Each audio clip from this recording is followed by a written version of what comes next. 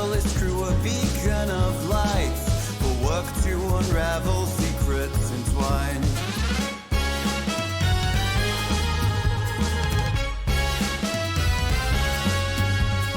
Lore with her care and lust for life, turning the cogs in her curious mind. Scales that tell stories of times long past. Deep in the echo, her interest is cast. Starborne Melody echoes in the deep, an ancient history, now our secrets to keep.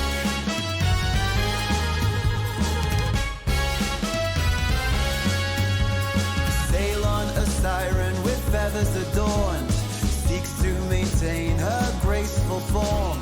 A voice that weaves tales across the sky, relaying the dreams that never die. Rennick the brain with numbers and might, forearms for eyes in the cosmic night. Stoic and with numerical grace, in Lockstitch's crew he has found his place. Starborne Melody echoes in the deep, an ancient history, now our secrets to keep.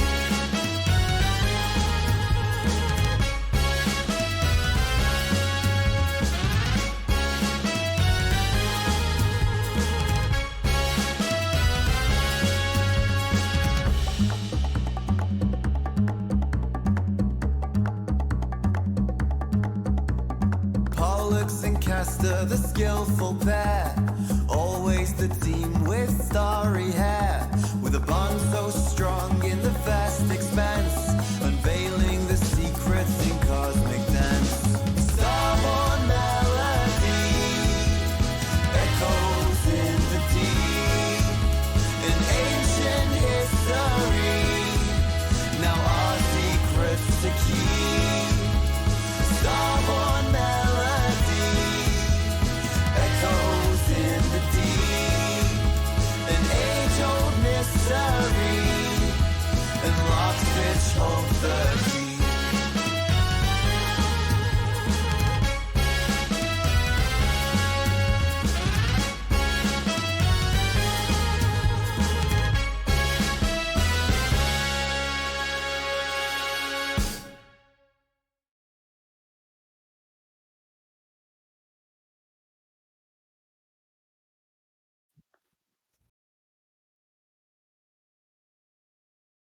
It's okay. Alright, everybody. Welcome to part 3 of the finale for Starborne Melody. This is also episode 30.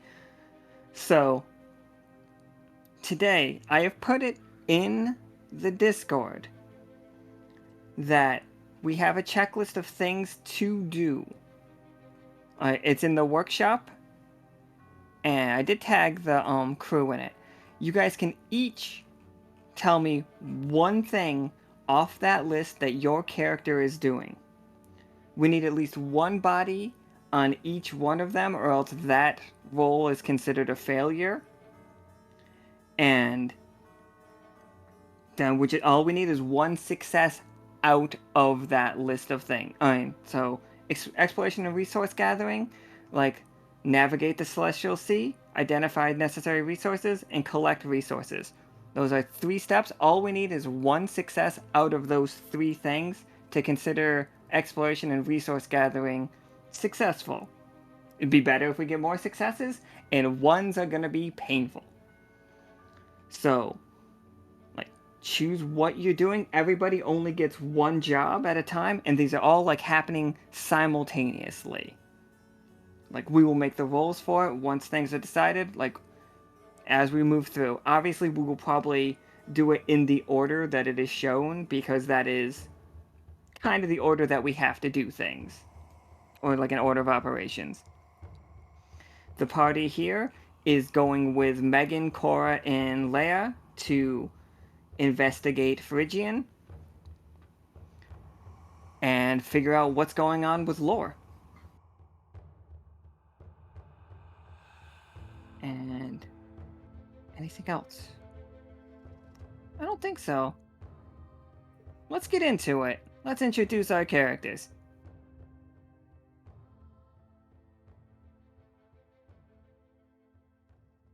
Okay, so we've got Senior Officer Blueberries, played by Josh. I have macaroni and cheese. Currently Leviathan Officer of the Wayweavers, we have... Wait, are you a Way... Yeah, you're a Wayweaver, right, Laura? Yeah. Yeah, that's what I thought. Absolutely. We got Lore. Hi there. I don't know what's up with their artwork there. That's weird. We have Officer K, played by Caustic. Hello. And Officer Tobias, played by Kai. Hi. You And look a new look.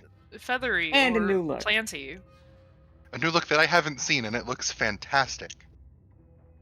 Tobias has been giving seminars in Loker about... I'm sorry, what was your seminar about? Or your About the lecture? biology of horses on the ecosahedron. And it's like, this is so wild because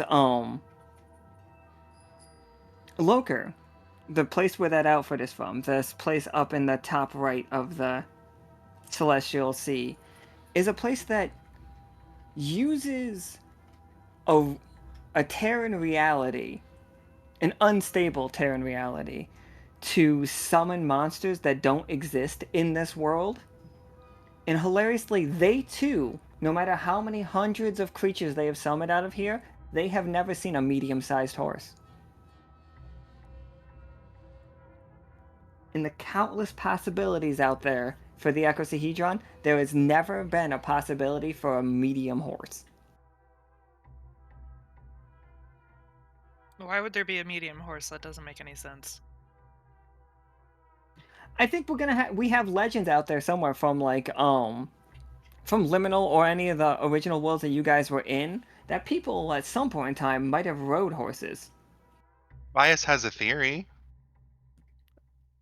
What do you posit your theory? The theory of the horse the reason there is no medium horse is that horses are the size that they're able to visualize themselves as, and he just doesn't think a horse could visualize itself as something that we would consider medium sized.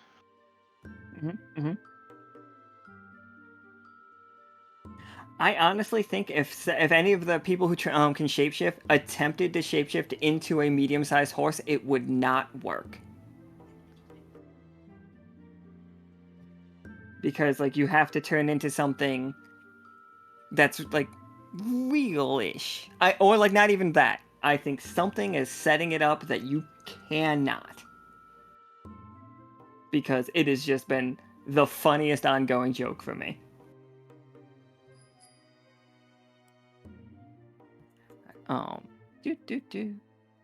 Alright, guys. Tobias's full art is beautiful. I just needed to say that.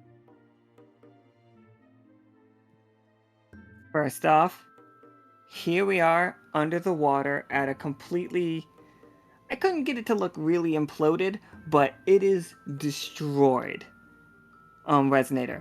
Most of the parts do appear to be around the area, and you guys have definitely brought your own supplies. This is for the chat crew section of this.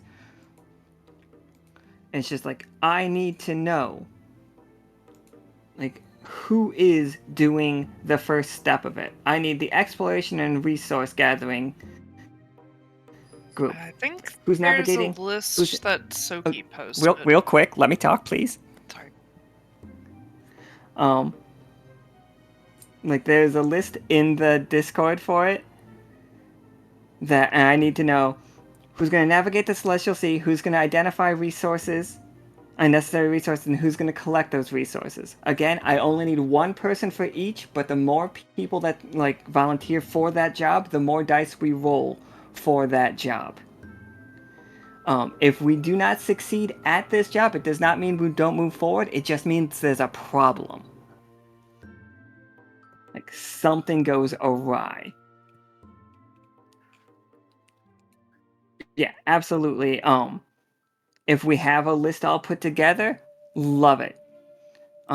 go ahead and drop it in general if we have that. If you guys know exactly what your job's going to be, just say it in the chat, and I'm good there too. I can just pen it. Give me a second.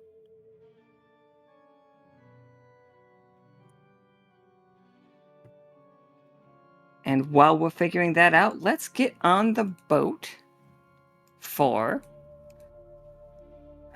So we are right over here. We are over this water right here. It's shocking for everybody, I'm sure. But the Whoa. water right now is bubbling up. And it's powerful. There's a ridiculously strong anomaly happening underneath the surface of the water. Here's what you guys' ship looks like again. Right now. So this is Ethan. He's come to help you, and he is helping Blueberries get any of Blueberries' technology working with Dorian's technology. That is what Ethan's good at. This is Megan. She is the captain of this crew. She likes Lore, and she's very sad that Lore went missing. This is Cora. Cora is your ship's navigator today, but this ship does not go underwater. But don't worry. They have... Blueberries, what did you and Ethan work on together to get us underwater? Oh, the underwater equipment. You know, Are we like just doing- the scuba tank, the ballast, the other ballast, the periscope, the torpedo tubes. Yeah, we got all the things fixed. Don't worry about it. Okay. Now, Blueberries, when you and Ethan were putting this scuba stuff together, and he mentioned that the water of the Celestial Sea is less like regular water and more like the vacuum of space. How did that change your equipment? Well, you know, we built it like the Titan sub. So as long as we don't go near the Titanic, we're fine. Oh, you just straight up built a submersible. Yeah, we put it around the outside.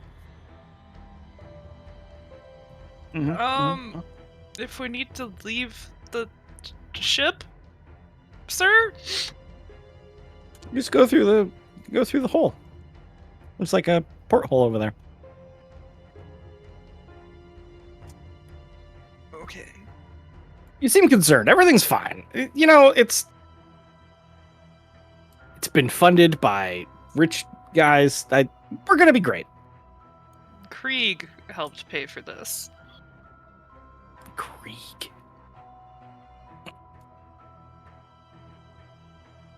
The only other rich person I can think of would be Bobbert.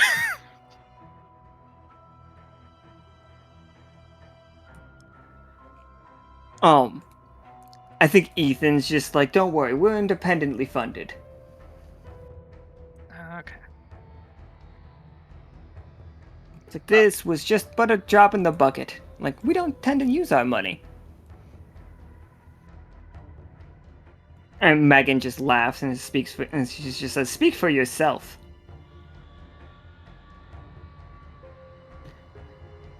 So let me get a submersible situation. I have been wanting Kay to have been trying to figure out what happens if any of our crew actually end up in the water directly. That's kind of been something that I've been wanting him to do for a while. Just so we know if it's, safe, not safe, or medium. I think that changes based on what you roll when you touch that water. Fascinating. I think there's 20 different things that could happen. I am going to have told people that. Or at least made reports, and whoever actually reads reports might have read them. I'm going to tell the group I'm with, at least.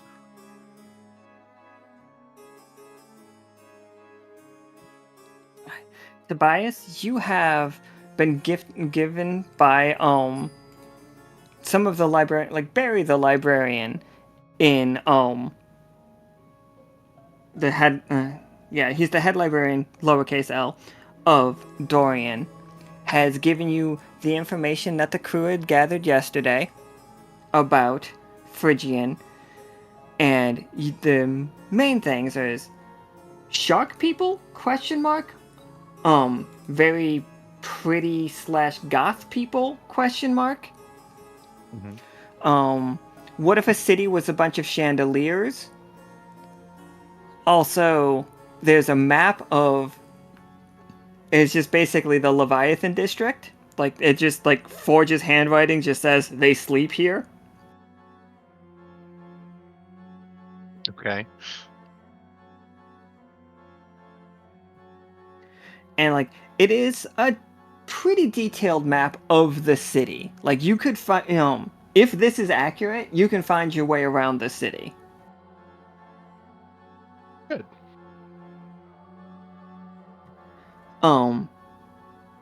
Kay, under the water right now, it is fluctuating. It feels like you are looking at a double image down there. It's like it's hard to get like a serious like focus on it.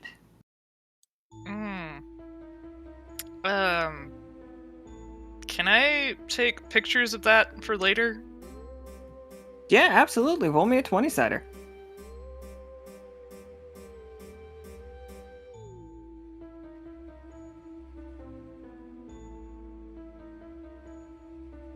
Oh yeah, success.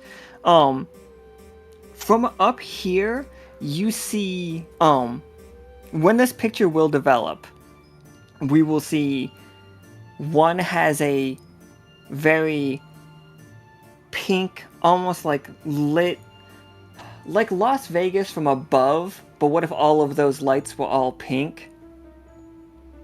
And you can almost make out like dark towers under the water rippling, and the other one is deep down under the water, is almost like a tealy color, and you don't see those towers standing tall, but there are definitely shadows of giant creatures in the city below you.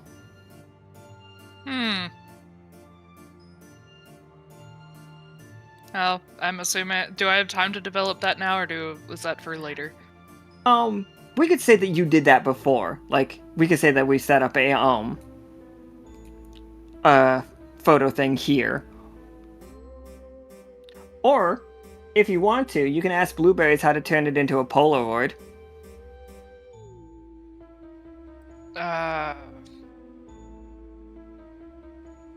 I wouldn't know what a Polaroid is, but if he saw me taking the picture, he might have been like, why are you taking forever to develop this? You could use a Polaroid.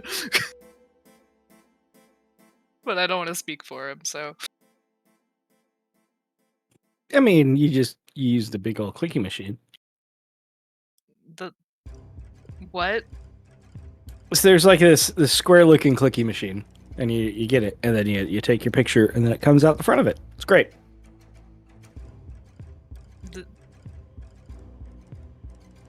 What? Yep. But you take the film out, and you have to go to the room, and the It dark just pops room up the front, and you wiggle, you shake the shit out of it.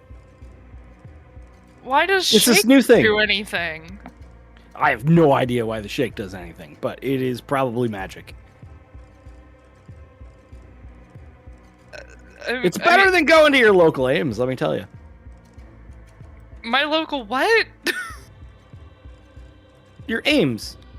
You know, you go to Phase and get your am I speaking French? You know Ames, all inventory merchandise. Go down to Kmart.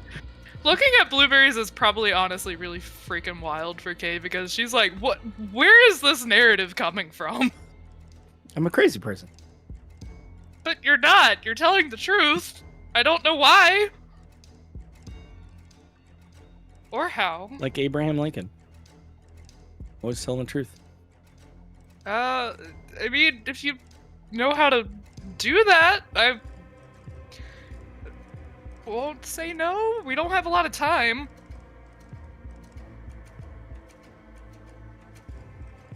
Trusting that thing to him.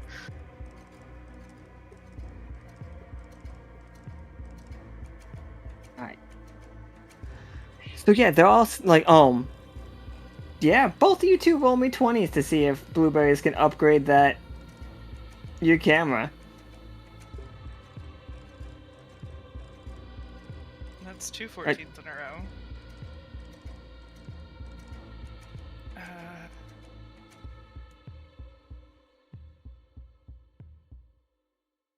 I don't think you. There it goes. Oh, There you geez. are. Heck yeah. So absolutely, we have upgraded. So we talked about your camera before, okay, being almost like one of those accordion cameras, right? Right. So now it's just on the back of it, and I hate to do this to you until later, but for right now, it's just kind of a like Polaroid developing section of it, duct taped to the bottom of your camera. It works perfectly. It just, looks a little rubbish. Is it got the fragile identifier on it? No. Like when Blueberries when Blueberries uses duct tape, it's not fragile. Blueberries knows how to use it. Yeah, I'm a It's professional. when you guys use duct tape, you guys have no idea what you're doing with it. Interesting. So I've got a camera with a Polaroid developer, duct tape with little eyeballs. Alright, well, I've taken this picture and I show it to the two. I'm assuming it does that double exposure thing to show both ways. Oh, it just develops 2 pictures. Now Kay is even more confused. I think they both come out exactly the same time as well. I don't think it's one after the other. I think they both just come out. Oh. Oh, Nika says lenticular. Sorry, my bad. What is... crap, hold on. Googling. Lenticular is the thing.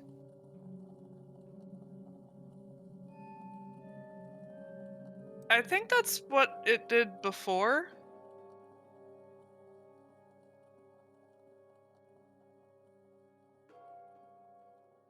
Anyway, so I'm gonna show it to the others. And be like, I think this is what they were talking about. It certainly looks weird enough to me already.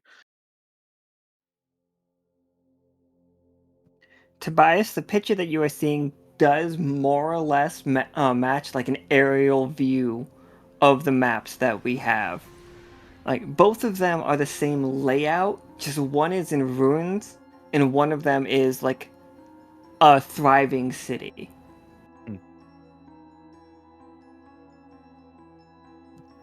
So I'm going to, if Soki's list is, that has been pinned is the correct list, and that is everybody that is actually doing anything.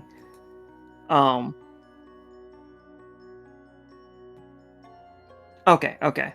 I see her up on resource gathering. Did she say somewhere else?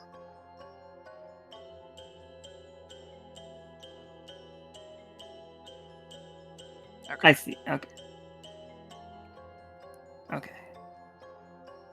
Alright, so we just got one person doing navigating the celestial sea, which is Nickel.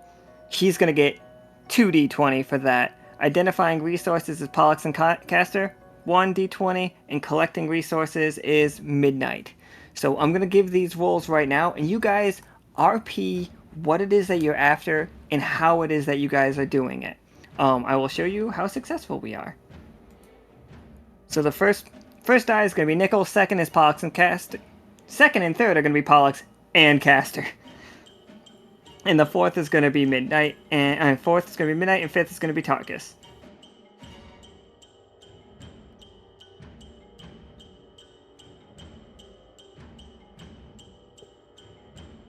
Oh, Tarkus. But We got 2 failures, 2 successes, and a catastrophe. And a 13. Well, midnight is there. That 13 was for Nickel, right? But midnight is there, actively. No, that's him driving, so I don't think Nickel is, like, worried about midnight on that one. Let's make that one a 2. We can't change ones. We can't change Oh, ones. that's right. I forgot. My bad. Now, if someone That- really hated us, they could turn that 2 into a 1.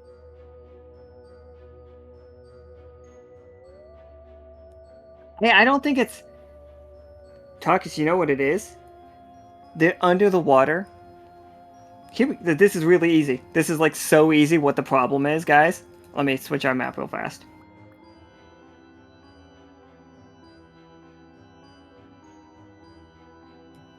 Oh. Flowing from off screen is just like a film of corruption. What is happening here? Someone's trying to make a reap and sow, and someone's trying to raise 1 to a 10. The 2 to a 10.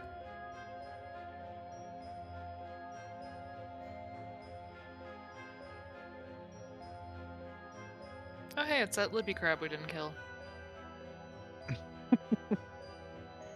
Hey Tarkus, your job is to go like collect resources and stuff, but there is a non-threatening, for the record, incredibly large lippy crab.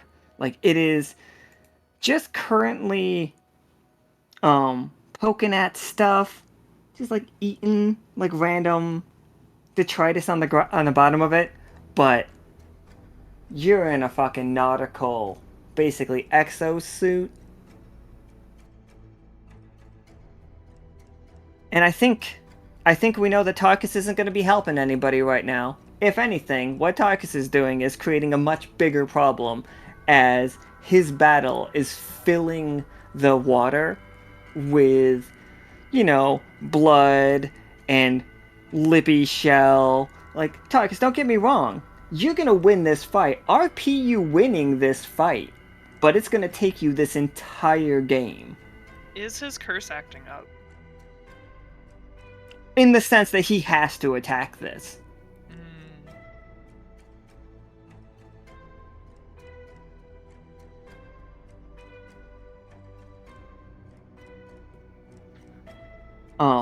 And while that's happening, Professor Winter, you got us, and Nickel, you got us here. We are safe. We are safely here, except for the giant lippy crab. Pollux and Castor, like, we are, what are we finding that we can use as repairs? Like, what parts do you find, like, some of the musical instruments that were inside left about?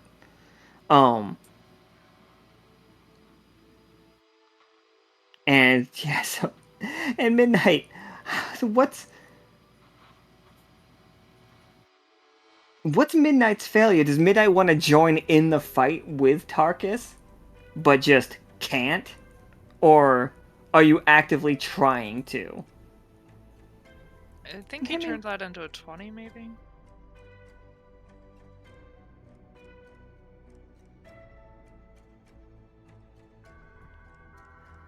Just heads up for the future, like, you guys can change these rolls, but I'm gonna be rolling a ton of dice. And, like, that's all, really. Okay.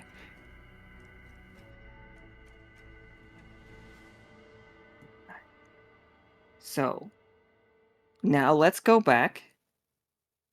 So how's the submersible working, Blueberries? We good? Yeah, it's great. How's the leg room? It's like a window seat, but it's not perfect. I'm Okay. 6'8". I'm probably curled in on myself. It's just cozy for you. Just don't touch the flowers. It's electric.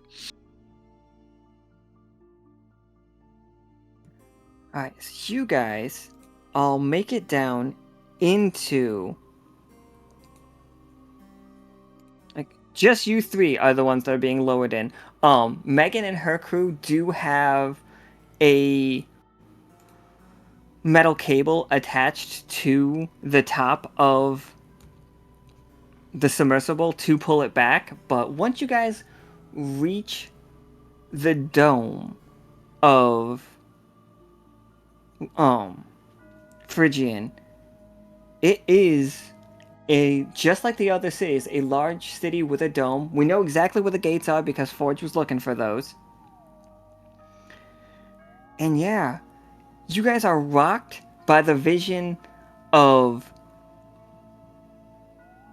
You guys ever see it where it like rains really, really hard, but then there's just like a really strong cutoff where you can just basically see the line of it? Yeah, it happens a lot in Florida if you're driving around. It's like that here, but what if absolute destruction was that? Like, in here, like the city looks lenticular. Like, while you guys are walking around, like sometimes you see a city full of people, and those people are walking right through you, and they're very indistinct, very hard to like focus on. And other times you just see a ruined city where you know for a fact you're being watched.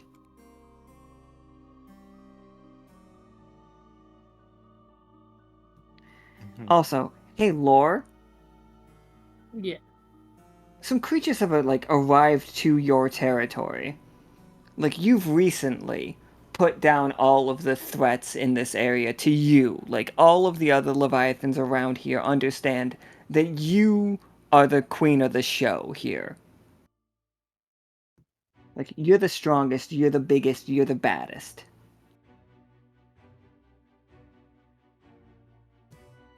You can feel three others, and like they're resonating in such a way that it is very just like like a grain of sand in your mouth situation. They don't belong here. But something about them is familiar. Blueberries and actually all three of you, it makes the most sense to have this information. Your anomaly detectors are going haywire. Your communicators that show where lore is, cause like we already talked about, like we have that situation, are showing the fact that lore is here and that she's not here. Kay, you would recognize this from the time it happened to Katori and what happened to Squishy. As of right now, lore is in flux. Tobias would recognize that too. Oh yeah, absolutely. Oh yeah, Because he you was were there when he was there when it happened to Squishy. It was the first game of season 3, yes. Sure was, turns out. We were trying to pinpoint what game he was in.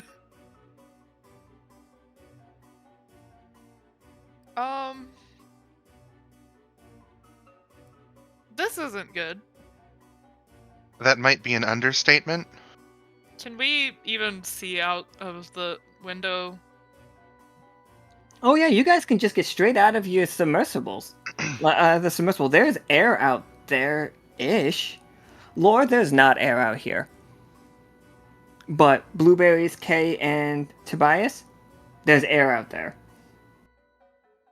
Uh-huh. Mm-hmm. If there's air out there, then how are we floating?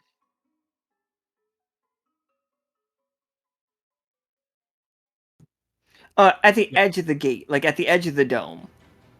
Like you can float around. You can't drive the submersible inside the city. So you guys are gonna have to get out. I mean, crash it into the city? You can, but then you would let all the water in. Yeah, that's that a are bad we thing? wearing suits or did we not have space for suits? I do believe that Blueberries decided that the way that it's gonna work is a submersible is enough. I think So if we crash in, then we can stay in the submersible, and it'll flood Okay. the city, and we can float around in the boat. That Mhm. no, What do you mean, that's a terrible idea. What do you mean it's a terrible idea? Blueberries. I'm gonna show A, him the picture again and be like, "There's people possibly in here." Yeah, but we got Two like things.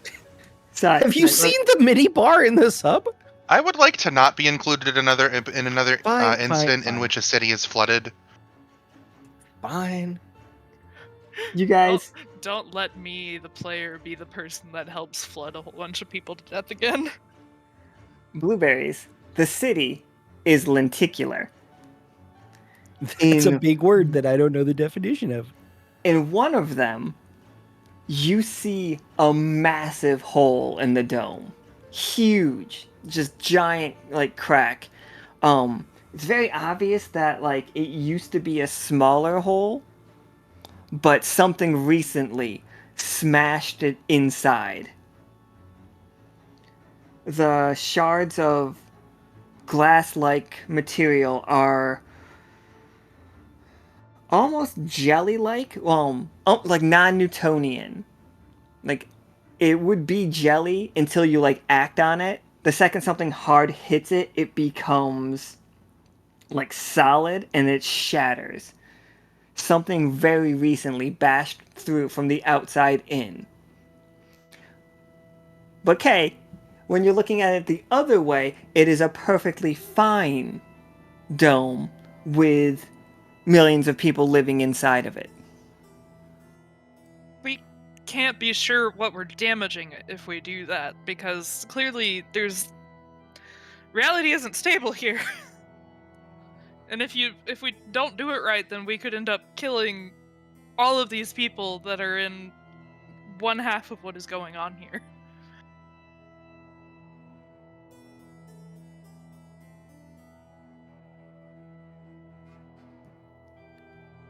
Hey, Lord, you see a submersible going around the outside of your city, of your territory.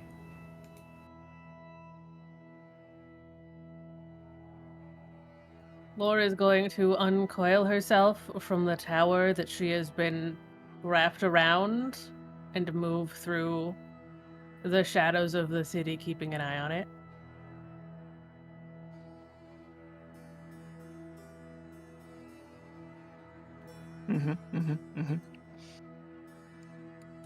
I don't suppose we see her. I don't think you do, not right away. I think you might be able to tell that she's moving. The current change, probably, maybe. She's I forgot I making was sure gonna that make this. the water. Well, I forget. Things moving through water here that use magic to propel don't cause currents and waves, do they? They do not. So Anything from the Celestial Sea does not cause a current. And lore at this moment is definitely from the Celestial Sea. And somebody is getting loud right outside my window. Kay is going to be looking for anything teal. Because hopefully Laura's still teal. And everything else here is going to be orange. Magic-wise? Oh, you roll me a 20-setter. Okay.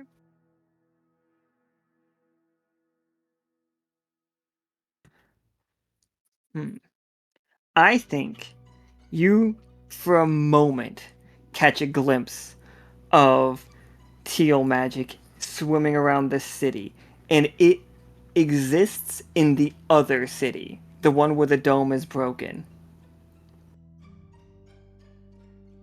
Oh no.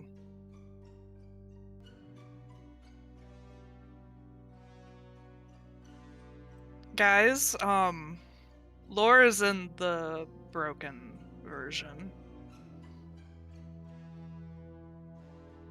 I don't know how to how to solidify which reality we're in without causing everything to solidify, and we don't want to do that. Not until we've figured out what's going on here, do we... We're not safe. I think we're being watched. We need to get out of the open area.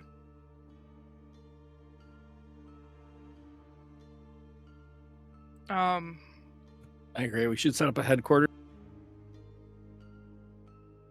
Oh, sweet. Set up a headquarters. Absolutely.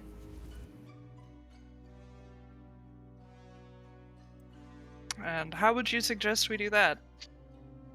Well, first, I think we should get a foosball table. I feel like think they're important to every headquarters. I think we need to build this or find a place before we worry about putting anything in it.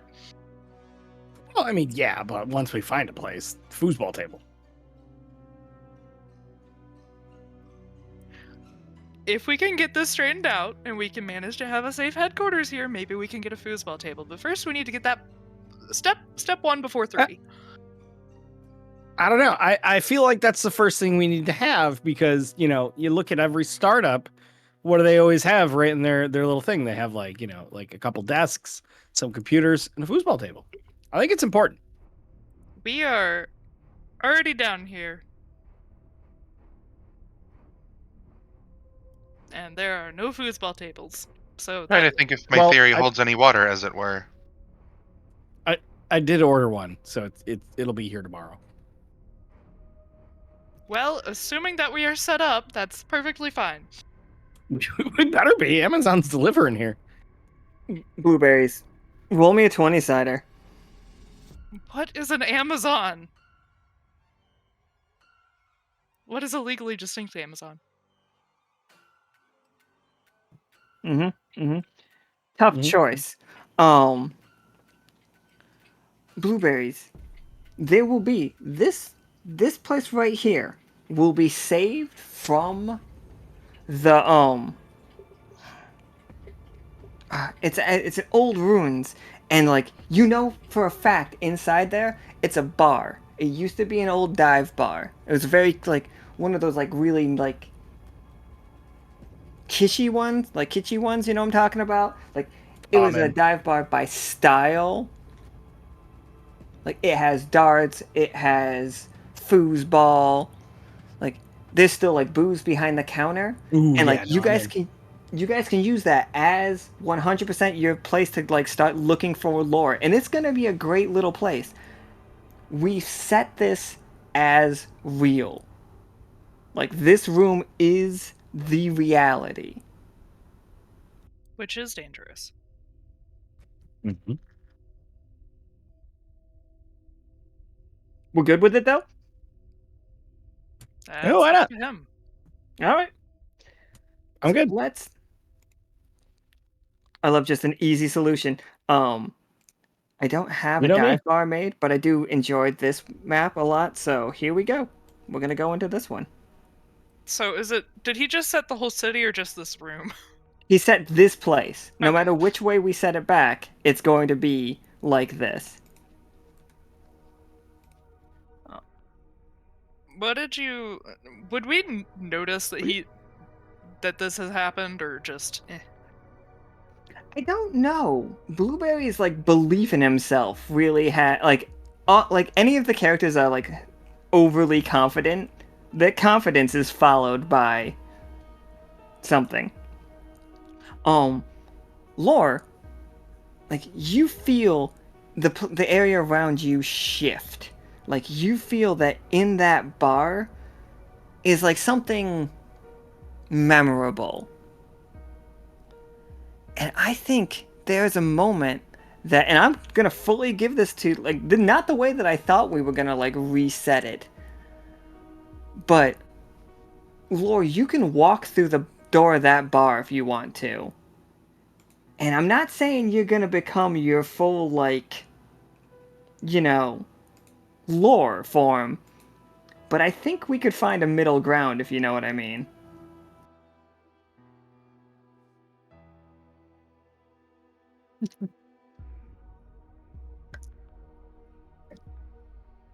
Lorwood, feeling the change immediately want to check it out because, yeah, this has been her space. She took it over. Things shouldn't be changing. So she will go into the door. Absolutely. So as you like swim towards the door, you feel an arm where there wasn't one a moment ago. And you feel, you know, a more familiar body, but it wasn't there a moment ago. Oh. How do you, yeah, you narrate how you feel as you are turning into this for me.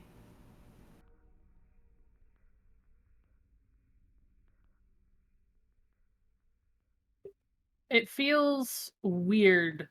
In a way, it feels as Laura is changing, as suddenly there are arms where there weren't arms and legs where there weren't legs before. It feels weird. It feels like it shouldn't be like this, but at the same time, it feels like it should. Like, this is right.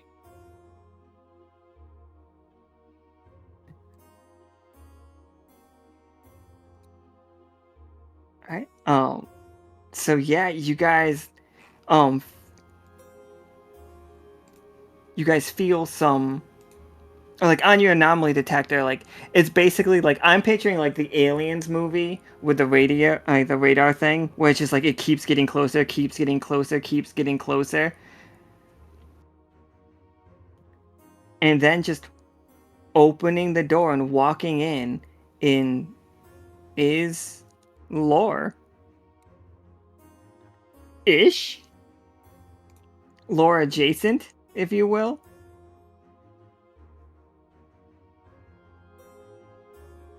Oh no, she's hot. Oh no.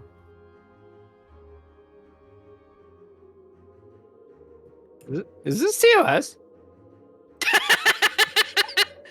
I don't know There's if I no can look at this. nipples. There She are no doesn't nipples have there. nipples. She's got scales. Oh, when she talks, she got pointies. Lore, in this room, your head is clear for a moment, and you, like, looking around, are seeing countless other people. I think all of you guys are seeing countless other people walking around this bar. They are not interacting with you guys, but you do see just groups of, like, very fashionable fish people. They are leaning every direction from, I would describe them as Hot Topic goth to like almost BDSM, like Hot Topic goth. A lot of D rings going on, a lot of just, highlight colors. And then like human-esque, like as much as like regular lore is, like they've got scales, but they do tend to be pink scales. They all have like incredibly sharp teeth. And then there is a line of a section of them that are incredibly shark-like. Like their heads are mostly sharks, like street shark energy, but also wearing goth hot topic clothes in Very this sharp bar. people. Hey Alexa, order fish food. Order fish treats. Order hey Alexa, order whatever fish like. Who is Alexa? Don't worry about it. Alexa, order one of those little pirate ships. You just fucking order some of those little gravel things. More fish treats. What a fish like. What a fish like. What a fish like. What a fish like. One of those filtration things. I don't know. Just order everything in the fish category. Just order everything in the fish category, please. Senior Officer Pie, I'm fairly certain she's a carnivore. What?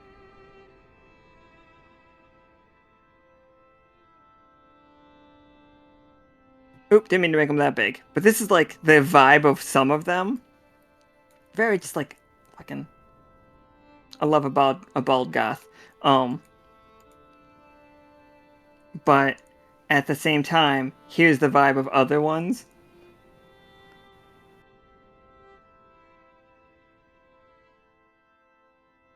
They're all very neat. Hmm. You did the Nika or whoever is responsible for the screen switchy. Oh no, we're still good. We're still gonna stay there because I want Lord to like Oh, say hi to everybody in her like well, weird form. you were showing us fish people. Yeah, So. I give just so that she can like you guys can know. Okay. So I'm gonna gently make sure Sebastian's head gets tucked back into the side pouch. No, He is not safe for found. horse. Not safe for horse. yeah, I left Arthur at home.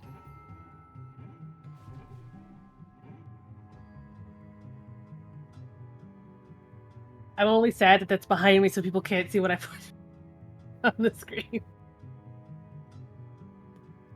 Giant fish woman.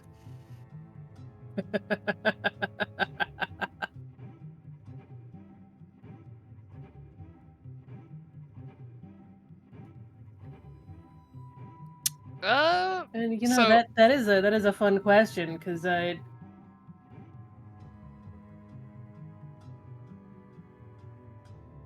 Is pretty her sure magic Lore still in this cute? form is taller than she is normally.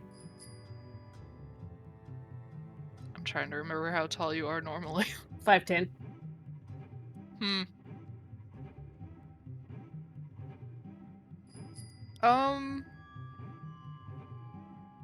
Hi, Lore. Do you remember us?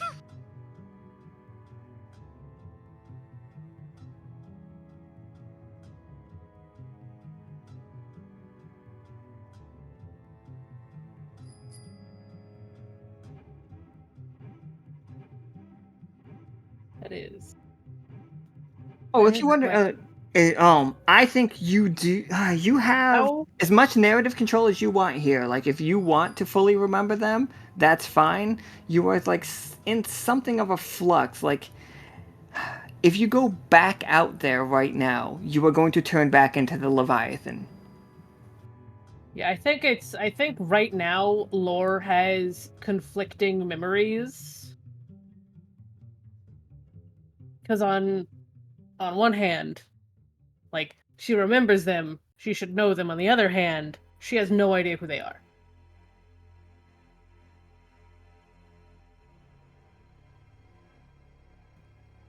But she knows them, but she doesn't. Absolutely.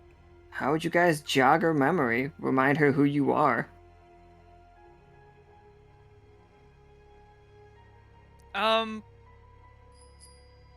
Crabbert crawls out of Kay's bag.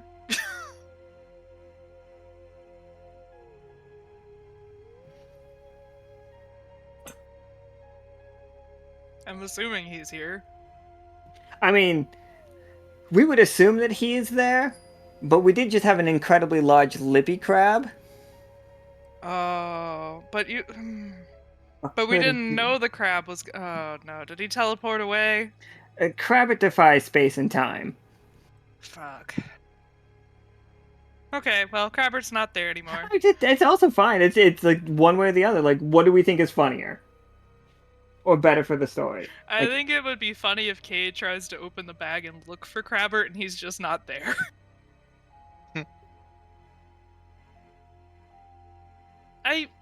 He was here. Shoot.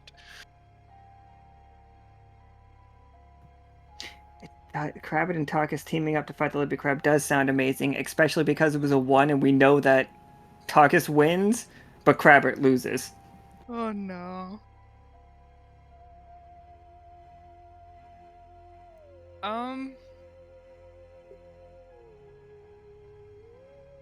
Did she respond as if she knew us at all, Lore?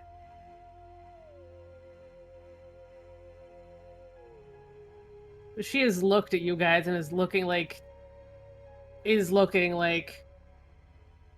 should I know them? Do I know them? From Lockstitch, you work with him at the fish tinger industries with the exosuits.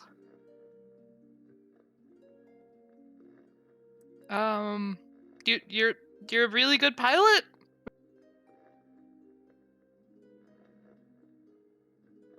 Anything ringing a bell? In the great distance, just ding, ding, ding, as like Crabbit is getting crunched by a fucking lippy crab.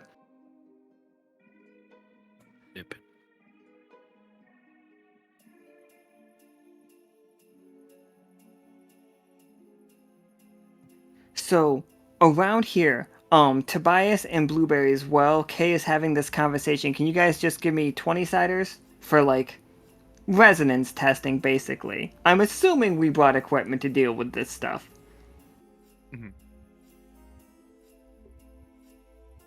Oh no. I didn't do good on any of those. I'm never 100% sure why the number of like dice get rolled for Blueberries, but I'm taking that. Oh god, the failures on both sides.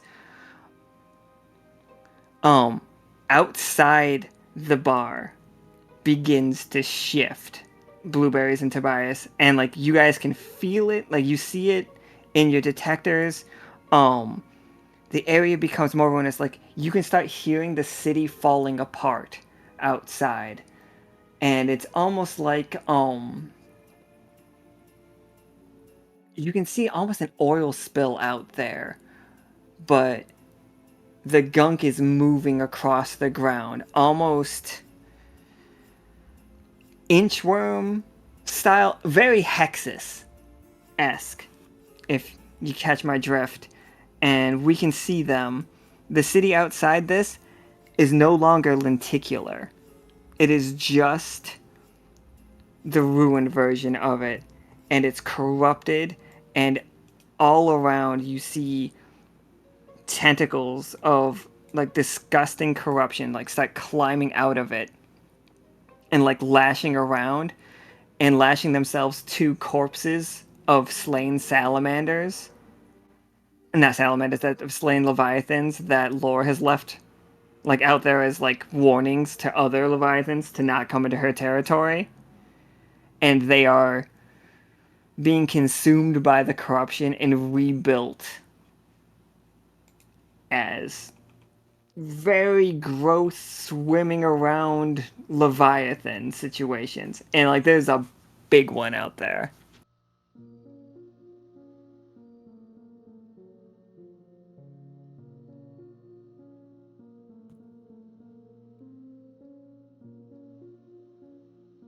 Oh, Well, I that's certainly fine. don't like that.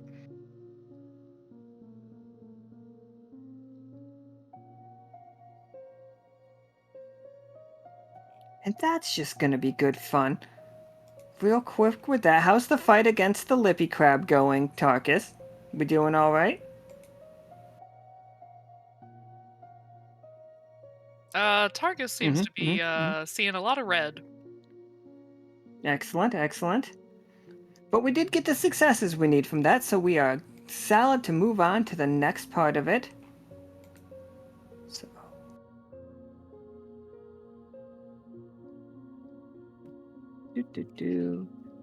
So we have analysis and planning. So we got Seth, Flynn, and Karam. Seth is going to be assessing the damage that the resonator has taken. Flynn is going to be planning a repair strategy, and Clem is going to be getting the tools and materials ready to go. Absolutely. So, in that order is the 20-siders. So it is Seth, Flynn, and then Clem.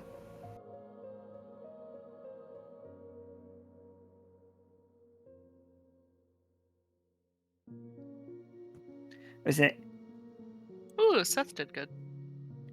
Yeah, so it was Seth 19, 12 for Flynn, and then it was an 8 for Clem. But with this many successes, it's just we just take it and run situation, Clem. Like, don't worry about a tough choice or anything. It's a little bit harder. Like, you guys are going to for the RP prompt right there, Clem, something's missing that we could have really used, but you make do with something else. Seth, you get a perfect readout of the amount of damage that this thing has taken and what needs to be done to repair it. For the most part, it has imploded, but structurally inside, despite being like really cramped, most of the stuff inside has survived. That is what we're gonna find out. So, Flynn, go ahead and like with your planning, think that direction. All we need to do is basically bang it out from the inside. Or pull it out somehow. I'm not sure how you would, but I believe in you guys.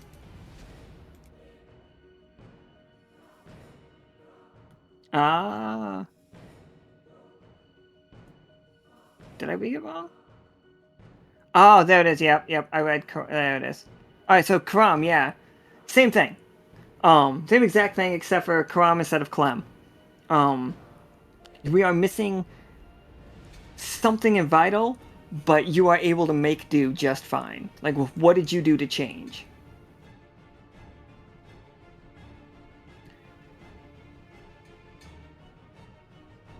And now we're gonna go back to our game.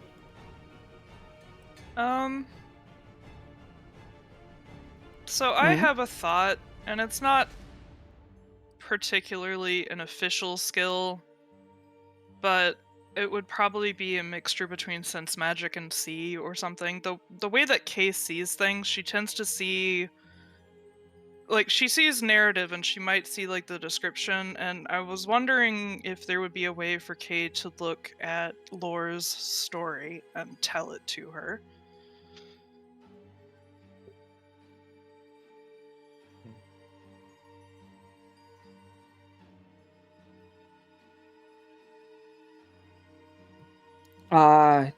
You would see whatever story Lore wants to tell you right now.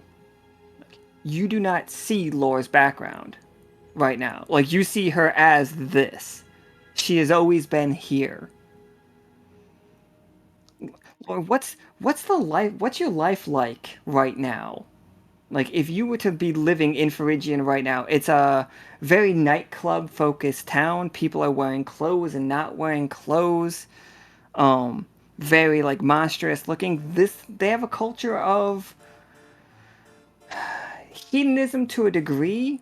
They have recently, within the last couple hundred years, stopped eating sentient life, but they do carry that taboo with them. Like, people look at these people as flesh eaters. They are well known to be hedonistic in their own sense. Lore would have go ahead. fully embraced the degree of hedonism that is Phrygian. And just like how Giant Leviathan Lore had taken over her area of the city, Lore would have essentially taken over or been one of the more renowned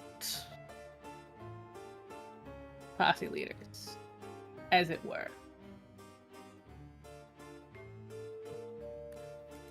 Like, I think the music in here, I explained it like yesterday, as very very The Used, very like emo pop, but like I'm thinking like right now it's far more, like very like thrash metal meets like emo. Like, I know there are a couple bands, but I can't remember what they're called. Who they are exactly, but Okay, so she currently looks like... Does she look like the surviving version of Phrygian right now's version of Lore? Versus the destroyed one? the destroyed version of it is just straight the Leviathan. Okay. But Tobias and Blueberries, even though you guys failed that one roll, I think you I do have with something, or Tobias has something he would like to try. absolutely hit me with it. Because it's a theory he's had since we got here and saw that it was lenticular, and it's possibly also because he's only recently come off of teaching about the reason the horses are either small or big is all about their personal perception. So he's going to attempt to shift his personal perception and make it and put himself in the not destroyed version of the city. Yeah, give me a 20-sider for sure. Give me 2 20-siders. I like that.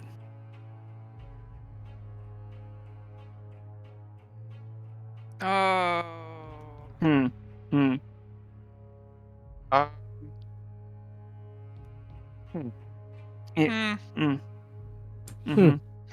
Hmm. That's a 1.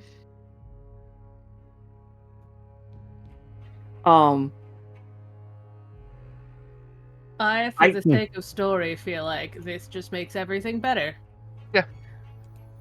I think what happens here That is 18 is a 20 now. Okay. Good. Solid.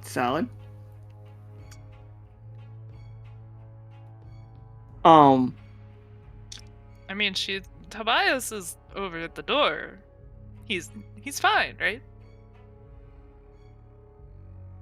So here's how I think this is gonna go down.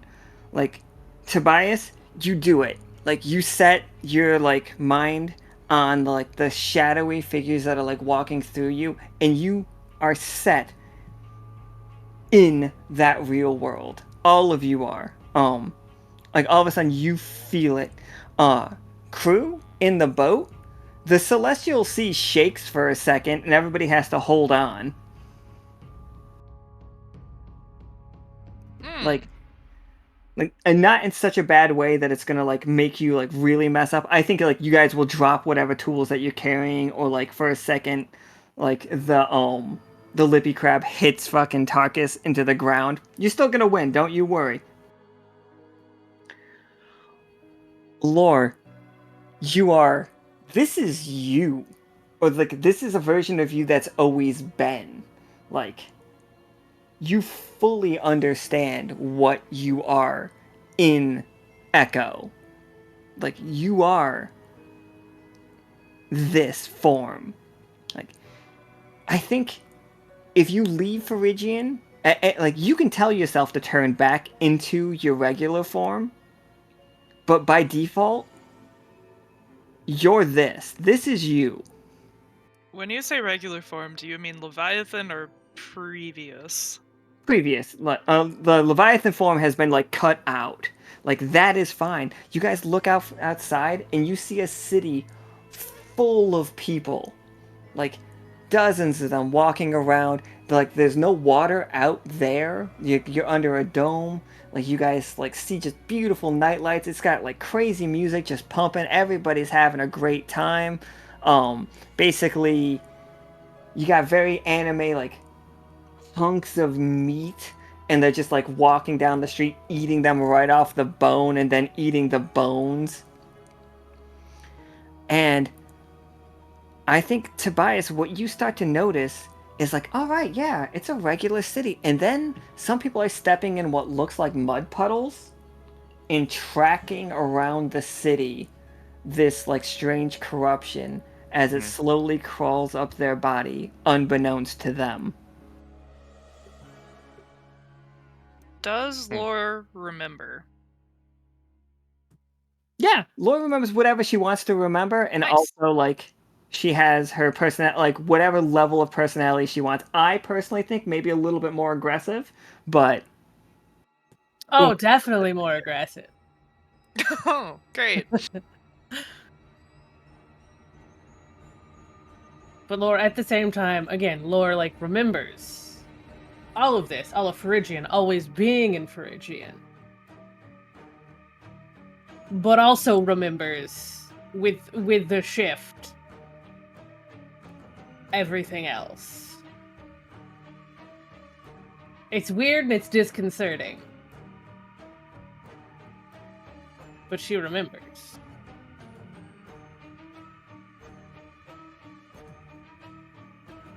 and like around the room, like people are like turning and looking at you guys. Like, cause suddenly you just showed up to them. Mhm. Laura's always been here though. But suddenly you just showed up. At least my fashion kind of blends in. Even if the rest of me clearly does not. Well, that worked better than I anticipated it would. What did you do? I'm starting to realize a lot of the things in this world are based on perception and what you know to be real. Or what you think you know to be real. If that makes sense. So you set the reality without. Normally, when things like this have happened, I thought people had to stitch things. That's fascinating. I think Blueberries is like looking at his little like anomaly detector, however he's doing it. Also, like getting drinks, by the way. Like, there's definitely a waiter like comes over and just starts handing you guys drinks. Fantastic. They all look a lot like Bloody Marys, though. That's Take when it even takes better. a sip and just, oh good, you remembered what I like.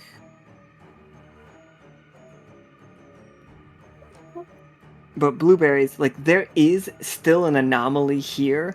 What I was gonna say that you guys find out is the corruption around the area is wearing thin, like the layers between the air quotes real world and the world of possibilities. Right now, Tobias has willfully set it to one way. But if Tobias leaves without us figuring out where that anomaly is and sewing it up, it goes back to influx the second Tobias walks out of this place. It is literally Tobias's willpower holding this place together.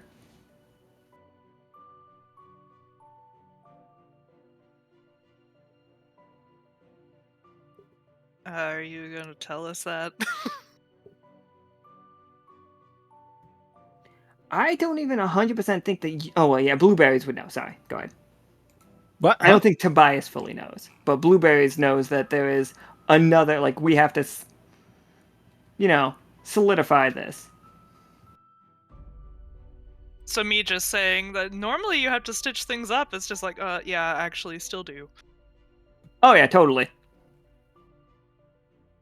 I think, like, if this was, like, an animated version of the show, it would be as Kay is saying that, Blueberries pops up in the foreground looking at his detector.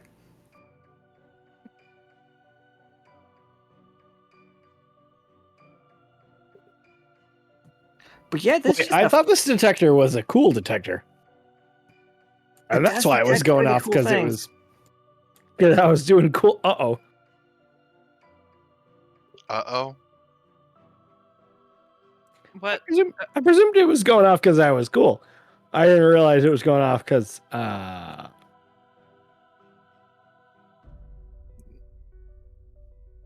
Kay's gonna peek over his shoulder at the detector and try and read it.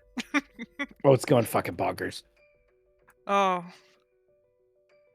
Tobias, maybe don't lose focus. Didn't plan on it.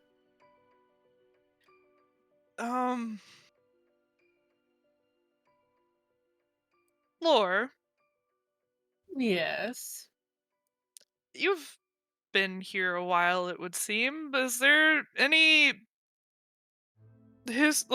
recently that, like, any weird things that have been happening recently? Any particular locations that we might want to look?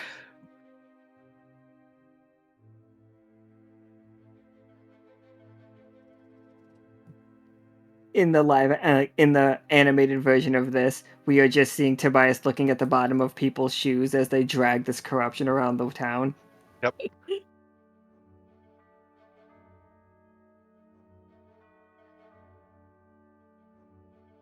If I've been here for a while, you mean I've always been here? Then yes. I'm starting to realize that. well, there's an anomaly somewhere, and we're trying to find the source of it. Was there anything strange going on that stood out?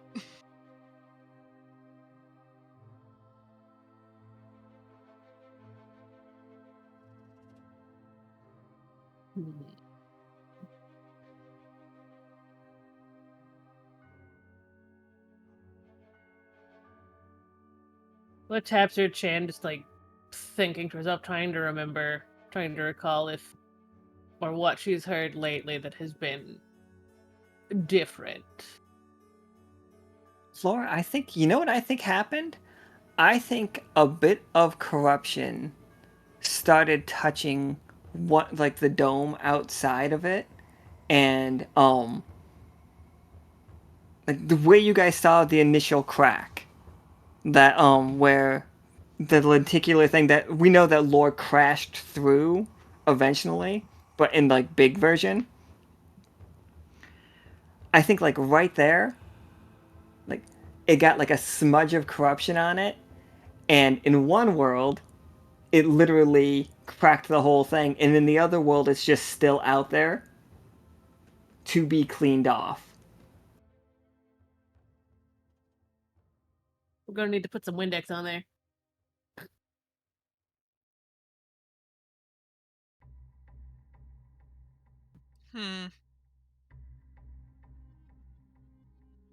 Is Tobias gonna, like, point out the goop? Because I don't think Kay has seen it yet. Oh yes, well, we're mostly in what I would consider real. He'd just point. Proof of the anomaly still. Oh. I'd like to get a sample of that. All right, to the streets. Oh, I love the streets. We're on the streets. Fucking love the streets. Freak in the streets and in the sheets. I was born in the. I mean, yes, have you seen me? Very strong Street Sharks vibes going on here. Look at him. yeah. Look at him. Aw, that's really cool. Street Sharks. What's It's his very name? Cool. Oh shit, what was his name? I got his name. His name is Scorn. Scorn. Scorn is a good name. I was hoping for like a Frederico or. I'm sorry. His name's Scorn. Yeah. So, samples. Yes. Yeah, there is definitely a small puddle of the corruption on the ground. It is reactive in to people with more AP.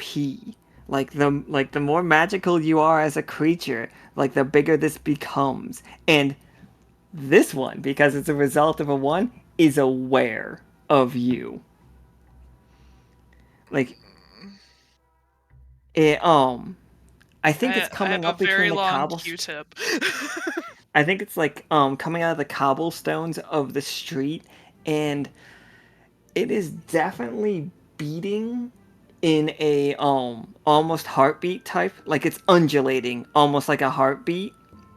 And it seems impossible that people don't see this, but nobody else is noticing it. People are stepping on it, like walking through. Like, you look crazy to them.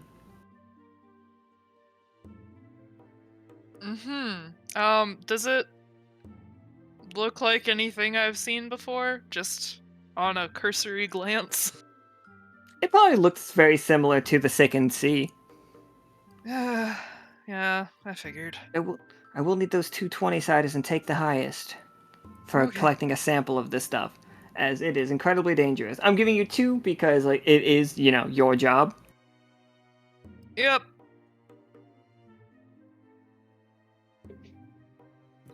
For a second, that looked like 7 a was a 1. 1 for a second, yeah. That scared the shit out of me. But yeah, for sure. Doubled. You can grab a little bit of the it's gonna like get away from you to a bit, but like you can get a little bit on your Q-tip, and like put it in your jar. Absolutely. I think the number one thing that you're gonna notice is, and like it happens almost immediately. The jar takes on a darker, what did you vial, like a little like test tube situation? Is that what we're talking about? That you like throw the Q-tip in? Yeah. The glass becomes almost tinted glass. Like it becomes tinted glass almost immediately. Like you can see it corrupting this vessel. Oh, I have to assume I have like a silver container as well, given what we do. I'm putting the container inside of the container.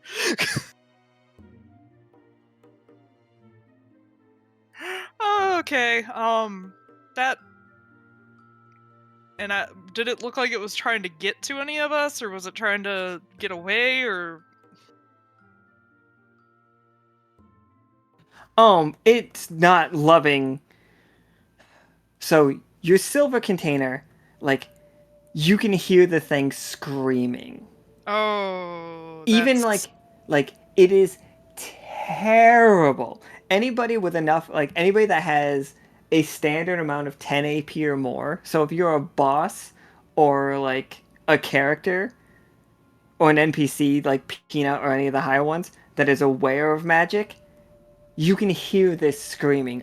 Laura, I think it's setting your teeth on edge. Like, as you can feel all around you, like the city start to move. Tobias, you can see the stuff moving in the cracks, moving together. I think I made it angry.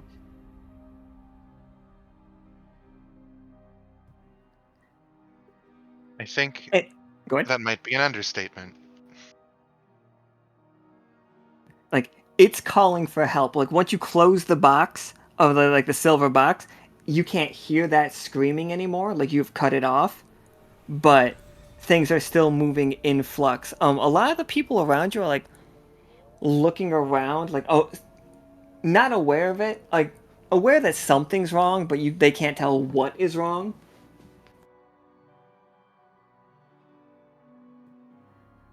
But just for the record, we're about to have a large incident in this city. And I think all four of you know that's about to happen if you wanted to give like citywide warnings and stuff. Yeah, I got the police radar up. Oh shit, alright. Squawking about everything. Oh, you managed to like get onto their security network so that like you hear them all It's talking? open. Oh, it's all open. It was just open, yeah. They're not like the best at like keeping secrets here. They mostly just eat It's you like if you're it's like a CB. Like if you got a tractor trailer, like you already know what's going on. Oh shit, okay. Yeah. Do you just start warning them? And if you are warning them, are you pretending that you are one of the guards, or what do you say over it? Oh, I'm totally trolling, but yeah, I'm telling everybody what's going on. What are you telling them's going on?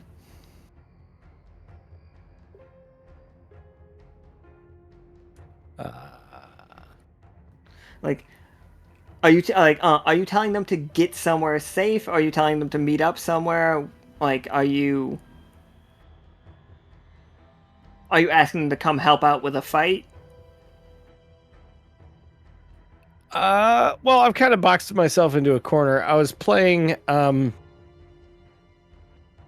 Fortunate Son on the radio, so I wasn't actually doing anything important. Mm-hmm. But I had it open and I was listening. Okay. So what you're definitely hearing is all over the city there are reports of slithering, strange, like semi-fluid. Is this attack from Ionia? From Ione? They don't know. They're scared of it. They're all avoiding it. They have tried setting it on fire. Doesn't work. They have tried eating it. That didn't work, and they don't recommend it. 2 people have died. I'm just gonna keep playing Fortunate Son, hoping that some Hueys come out of nowhere and start taking these motherfuckers out.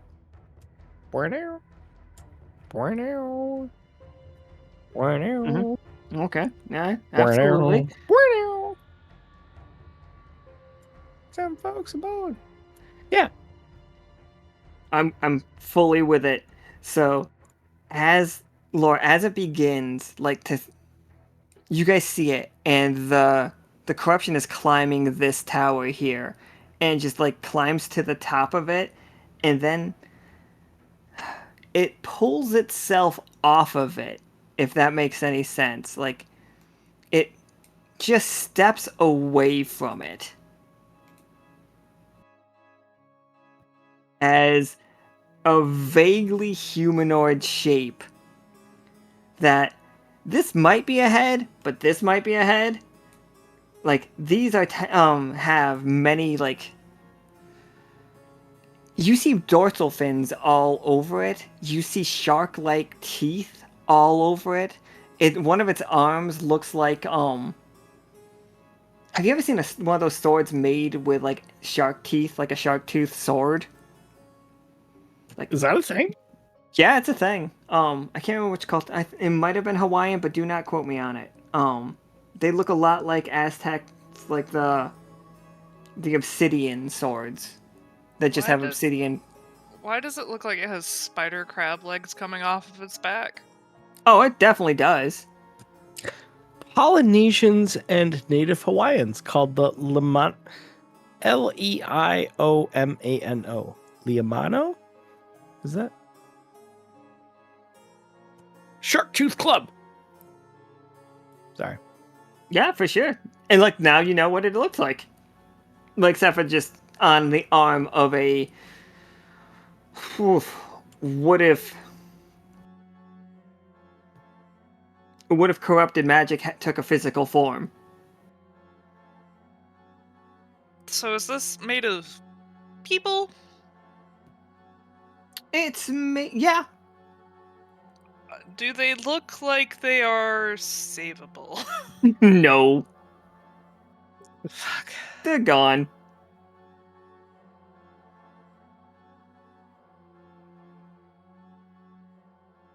Well, Can they be Pied Pipered? what do you mean by Pied Pipered? Like, let's say that we just play them some sweet jams. Would that chill them out? Given how music works in this world, it might do something, but I don't think it will chill them out. So what if we played them dubstep? Hey, Laura, there's a threat to your city. Would they like explode? There's a real big like threat to your city. It is clearly killed.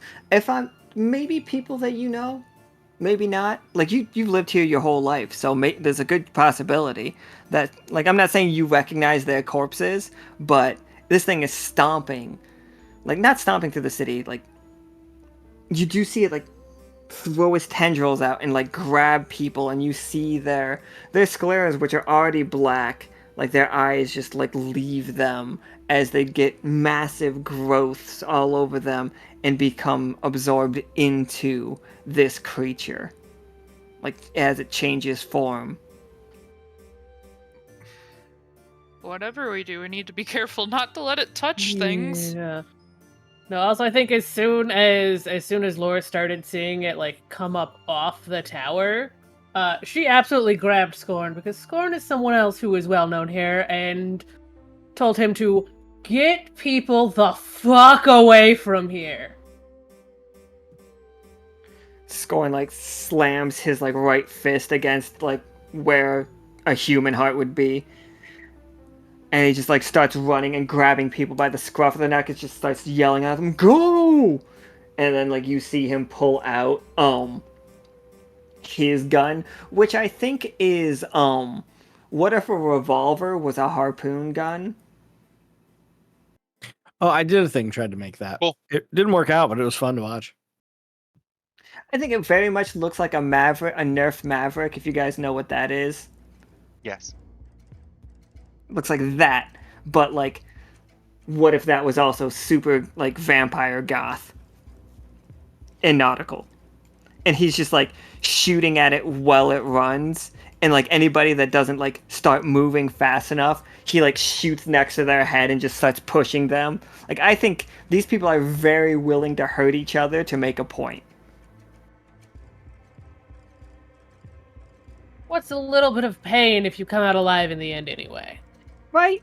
The American philosophy.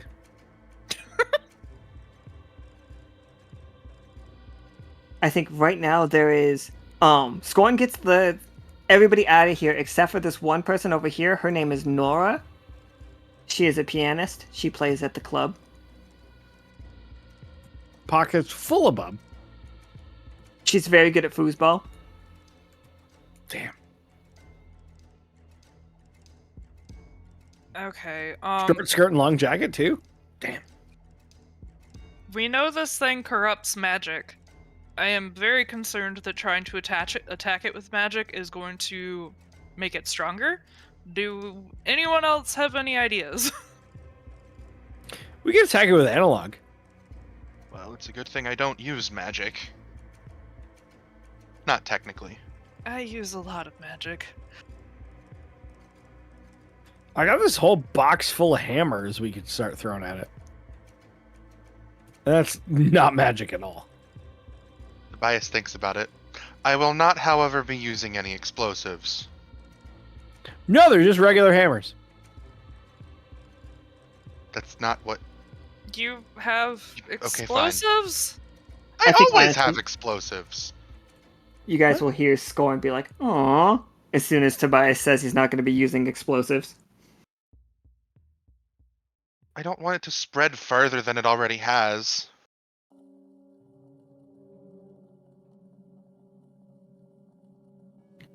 Real quick, I do think I have given enough time for the last thing to go. So now we need this is second to last one. No, wait, no. Yeah, we have defense and protection. Identifying threats is Osiria. Defense strategies is Cass and Cash. And neutralizing threats is Krieg and Clem. Alright, so I need to roll 5 in that order.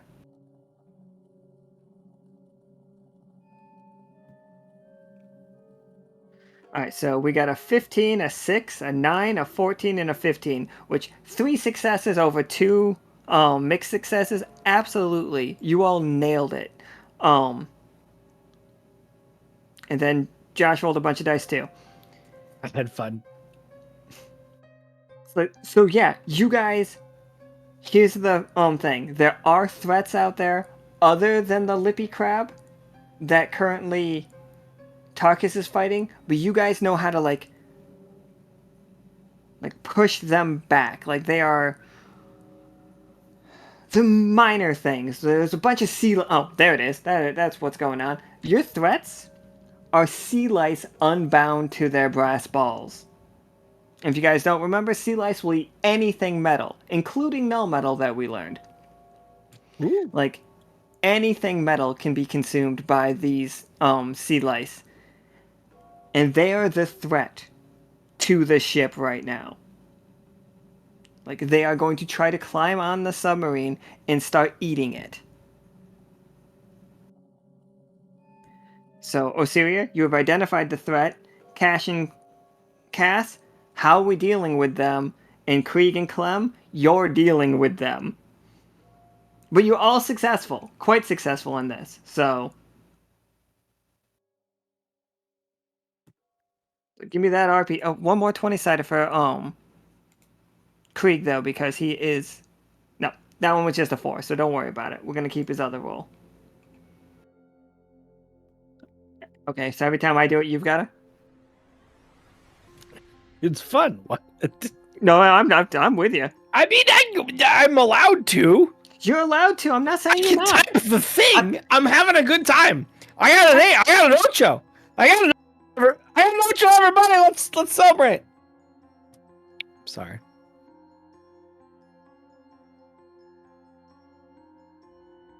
Oh, my bad. I'm just putting a bunch of sea lice on the screen for them. Like, it's going to be here. Here we go.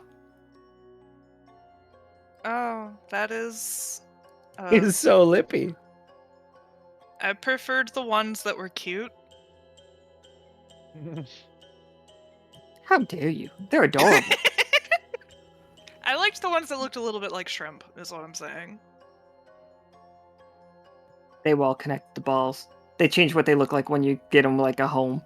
Uh, All I right. do connect the balls. I have a potentially stupid idea.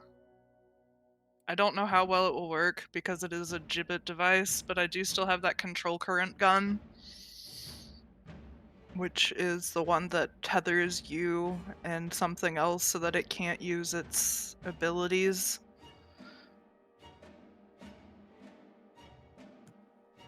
Yeah, go for it. I can always see if poison will affect it. All right. Usually well, it does.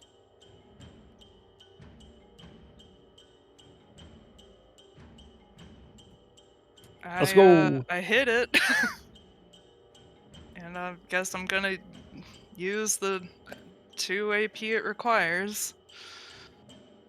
And now we're tethered, and it's a tug of war, and this is very dangerous for me. It's okay. You just have to get a good. Here, let me post the actual description for it.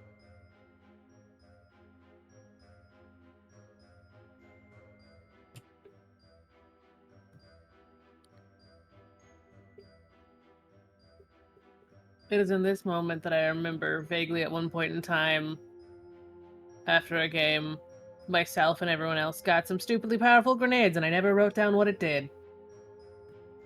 Oh, are you talking about the race fire grenades? Is it those? Was it those where like everyone that was in the game got one? Oh no, that's a. You're talking about the magic grenades where you roll 1d20 and just accept what that does. Yeah, those.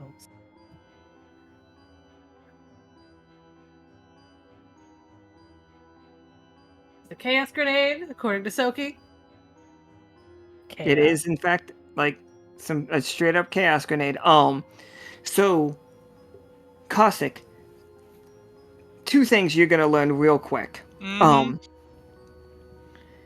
This is not a creature of magic. It is not doing magical things. Like, it's never gonna cast a spell on you. It does say abilities, Mhm, special abilities. Yeah. So it's never gonna cast a spell on you, and it cannot. It does not have the control of AP. It turns magic and creates physicality with it.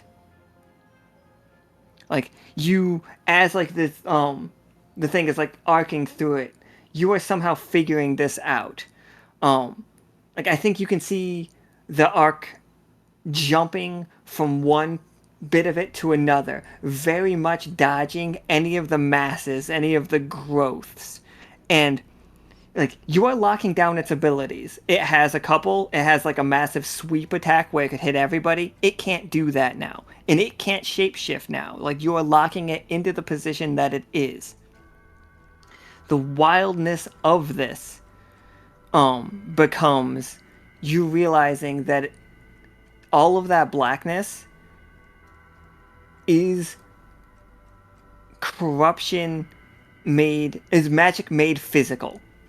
Like you are removing the magic from it and just not that you're doing it, but whatever is happening to it is removing magic and just making it like a weird mass. Like cancer. I've said it before. I don't like to keep harping on that, but it is that. Like the world has cancer right now. Would I be able to tell I bet. And it's gone. Yeah, that's... Would I be able to tell if attacking it with magic is going to make it stronger? You can that is a threat. There is always a threat of it corrupting your magic before your magic becomes what it is. Like if you just it's all about like how well you do. Like if the magic is formed fully into like a like if it has become fire before it gets to it, like if you throw a fireball, then you're gonna hit it with fire. If you throw that fireball, but like you roll a 1, like as you're trying to summon it, that is corrupted, and it will gain access to that. Okay. I'm going to relay that to them. Laura just holding her grenade. Laura has two things that are great right now. Because, you know what I have that I've never used, but I've had for so very long? I know it's not the knife that pulls a skeleton out of somebody. That traumatized a whole bunch of flamingos. Oh, yeah, it did, and I may have made a weird creature. We don't talk about him. I have the Wand of Inferno as well. Oh. We're starting with the grenade. This seems like a great time to use the grenade. Yeah, roll me a d20. This is not for whether or not this grenade hits. It is what we're landing on. 18. I don't believe 18 is one of the ones that has been rolled before. Wow. Where are my... Oh, is this a grenade of help? Basically, Kind of. it's not the same list, because like the magic grenade and help have 2 different lists. Which now I just have to find. Yeah, I should label my Google Docs, I really should. Probably. I feel like you say that every time, and then you don't. Sounds like effort. Don't like being called out.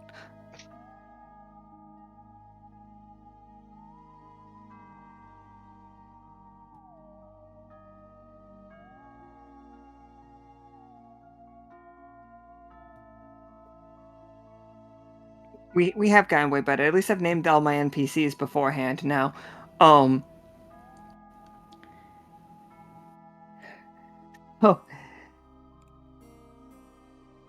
An incredibly powerful beam of iron, like bolt of lightning, comes tearing through the sky. Like, and all of the celestial sea will see this beam and this bolt of lightning. You have cast the grown-up version of shock lore. You have pulled. It says here that an 18 is 20 points of damage to a single target.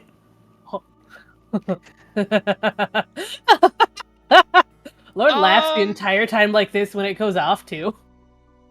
Is this a ranged attack? I'm I'm don't know asking if for the sake of multi-ball. I don't think that if you do multi-ball, she's gonna throw 2 grenades. And then we're gonna roll for the second one. Do you want me And to? I'm solid. Do it.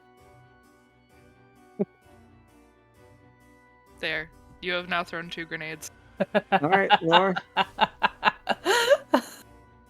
Give me a 20-sider.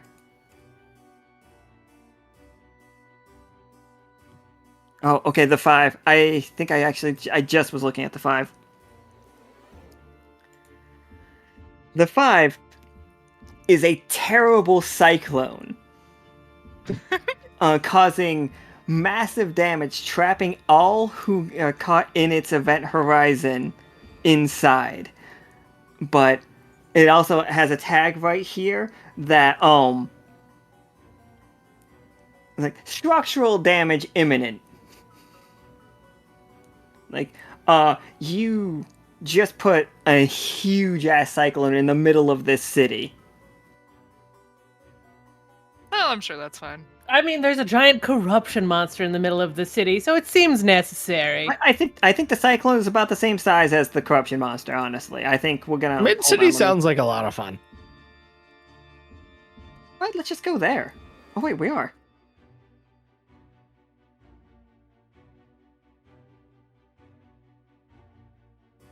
Sorry, I have to get tokens for this. Production value, people. So, 20 of lightning and then everything's in danger from a cyclone. Awesome. Did it damage it Oh, like crazy. Hmm. It is hating this moment. That's a bad token.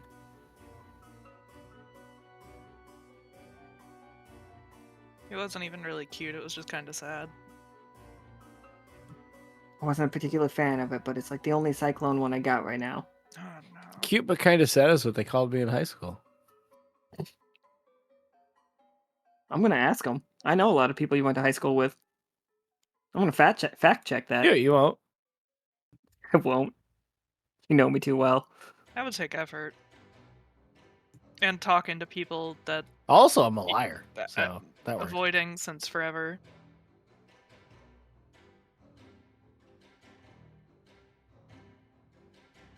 That's not a good one. You know what? Hold on. What? So you guys are all. None of you are getting caught by this. Blueberries and Tobias, you guys see, and Kay, you see like Nora is holding on to the ground as tight as she can, but like her legs are being dragged towards the tornado. Someone Her else fine- decided to play the electricity as well. Her fine pianist hands just aren't doing it. Like, you see like her like incredibly razor sharp claws digging into the ground, but just leaving huge trails as she like rips up the cobblestones. Trying not to get sucked into this tornado. Well, I Of said which... Go ahead. Sorry, go ahead. Well, I said I wasn't going to use explosives, but with that vortex there now. So Tobias is going to reach inside his bag and pull out a bomb of a small bomb with like a blinky red light on it and a button that accompanies it. It's got the red button. And this is one of Tobias's time bombs. It does a lot of damage, and it goes off when I want it to, and he just kind of gently tosses it into the vortex. Is this the one that fucked with time? No, that was something else. This is not a literal time bomb. This is I like just the experience. I like the a remote activated Explosive. bomb, if you will. blow it up. So when he sees the little red dot get close to it, he's just gonna push the button and it'll explode.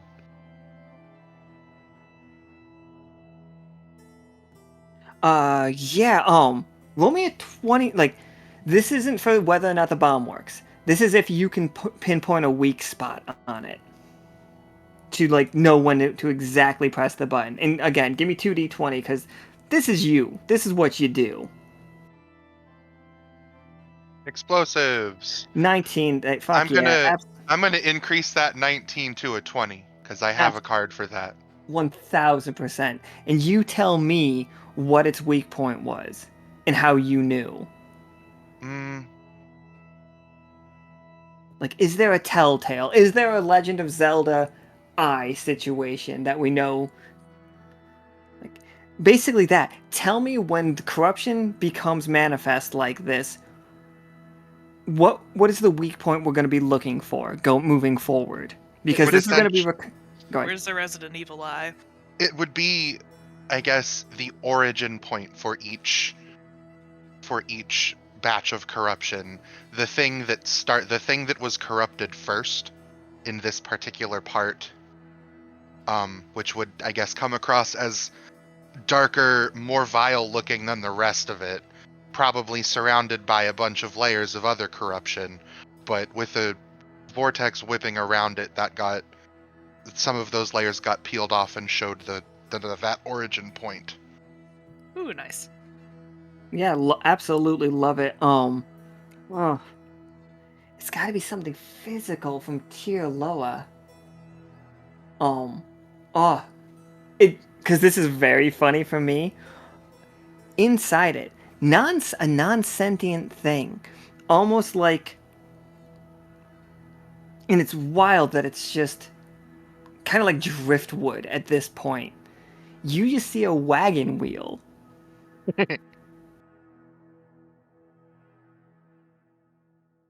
Like, and the wagon must be huge. It must be like whoever rides in this wagon has to be at least anywhere from 10 to like 16 feet tall. Like, this wagon wheel was gigantic. Oh man, are we talking about that thing on the path? But it was corrupted and then floated on the ocean until it got here. And I think the information that we all gained from this moment is inanimate objects spread corruption as much as animate things do. Fuck. Okay, looking at her screaming box. Ah, that sounded terrible. That was like the worst fucking double entendre. If it helps, Kay doesn't have genitalia. It doesn't. It doesn't. It just still means I said it out loud. All right, everybody. It's able to be clipped now. That's the problem. Talking about Kay's fucking screaming box. Welcome to Wangs and Wets. Have you tried Kay's screaming box? I'll take like one order of that. Just be sure to know that Kay's box does not come with breasts. They do not exist. Try to order fries on the side.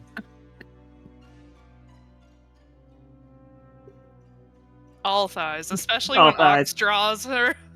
All thighs. Only thighs. Ox gave Kay hella thighs. Skinless, boneless thighs.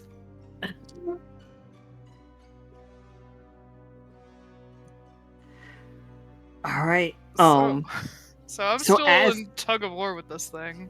Absolutely, yeah, for sure. And it, you can tell that it wants to break free. It is not scared. It does not have those emotions. It's only...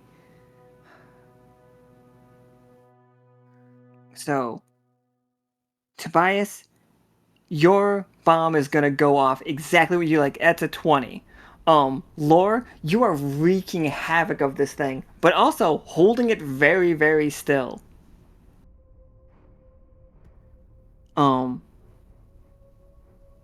Tobias, because that's a 20, you hit that button. Do we want to do any study rolls on this thing? Because I don't think this thing is gonna get many goes after Tobias pulls that, like, Yes, hit that plunger. Please? Okay. What is your study roll? And realize that you're gonna have to stop tethering it to do it. Oh no. Like, it's still being held down in like two different ways. It's being shocked all to hell, and it's inside a cyclone. Thank you, Blueberries. That's a lot of study rolls. 194. But you only rolled one and 120. Has anybody? Sorry, I forgot to. Where are the natural ones? Tobias rolled a natural 1, and and the Evens crew itself rolled a out. natural 1 earlier. Did we have any natural 20s? I have not seen a single natural 20. Fiction's I got out there. 20. No, wait, no, that wasn't real because you rolled 5. Well, You rolled He- 20 that he's- time. There's a stat thing for one of the dudes that we're dealing with. Nobody panic. Fiction's just stronger. Twice. I keep trying to not roll 100 d20s, and They won't all show up, which is the real. I mean, I think wait Will they until not? maybe the game is over and then roll 100. or hear me out, do it now. And break we get 100. everything.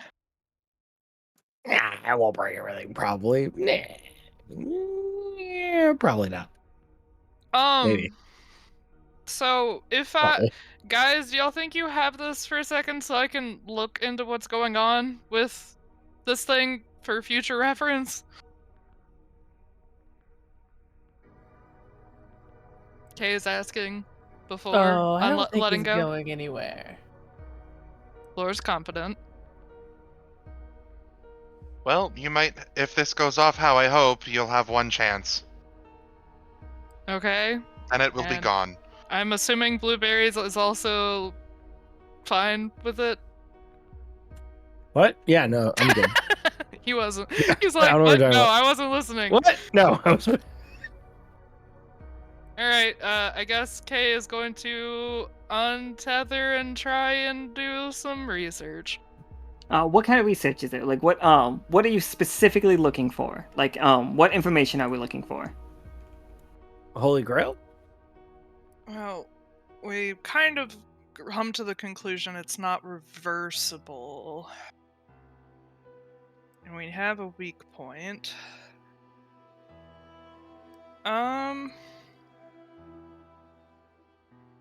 I really want to figure out a way to slow down how it spreads.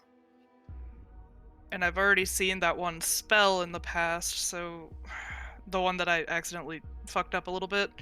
So maybe something along the lines of like a more portable way to try and slow down how it spreads.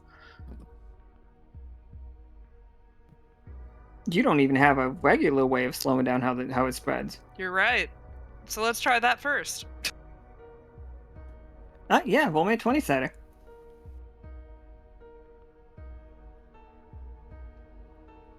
Alright, so with a 15, I believe it is you. For a moment, all of its you feel very similar to the way that you felt in the Second Sea the day that the spell got erased a little bit. Like, and like you run it through your head, calculations after calculations after calculations, like as quick as you can in this moment. And like there is only one way to slow this down. And it's not even how to stop it. Like we don't know how to stop it. But there is a spell in tier lower. The mages of tier lower knew how to do this. And like you can't put the pieces together, like because you're trying to write it out. You know what I mean?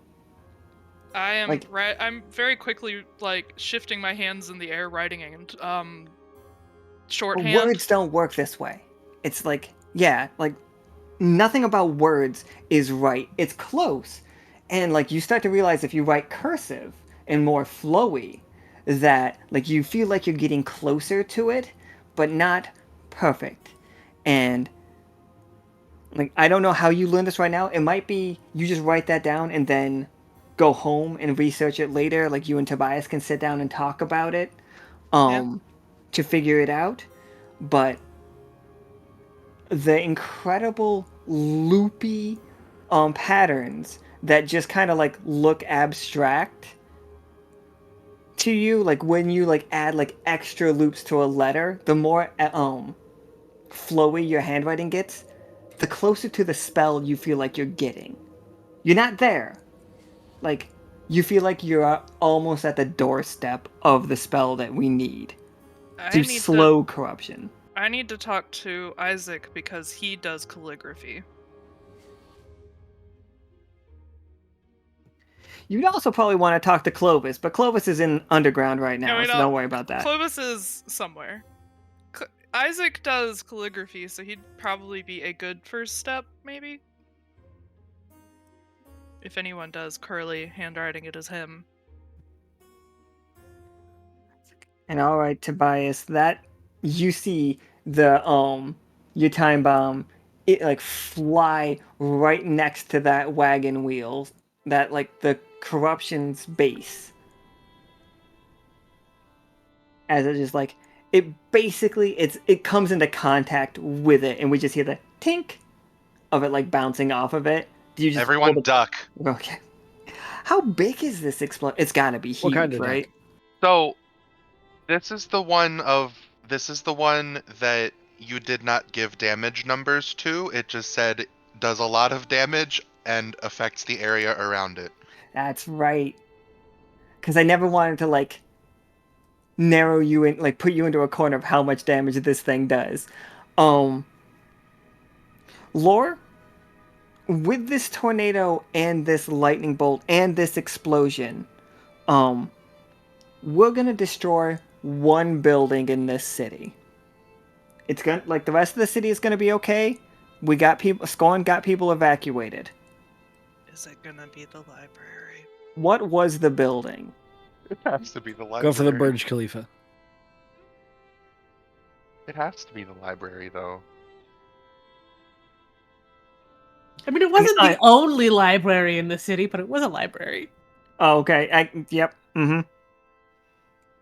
And it just fucking explodes. And you guys can feel like the weird screaming effect again. And then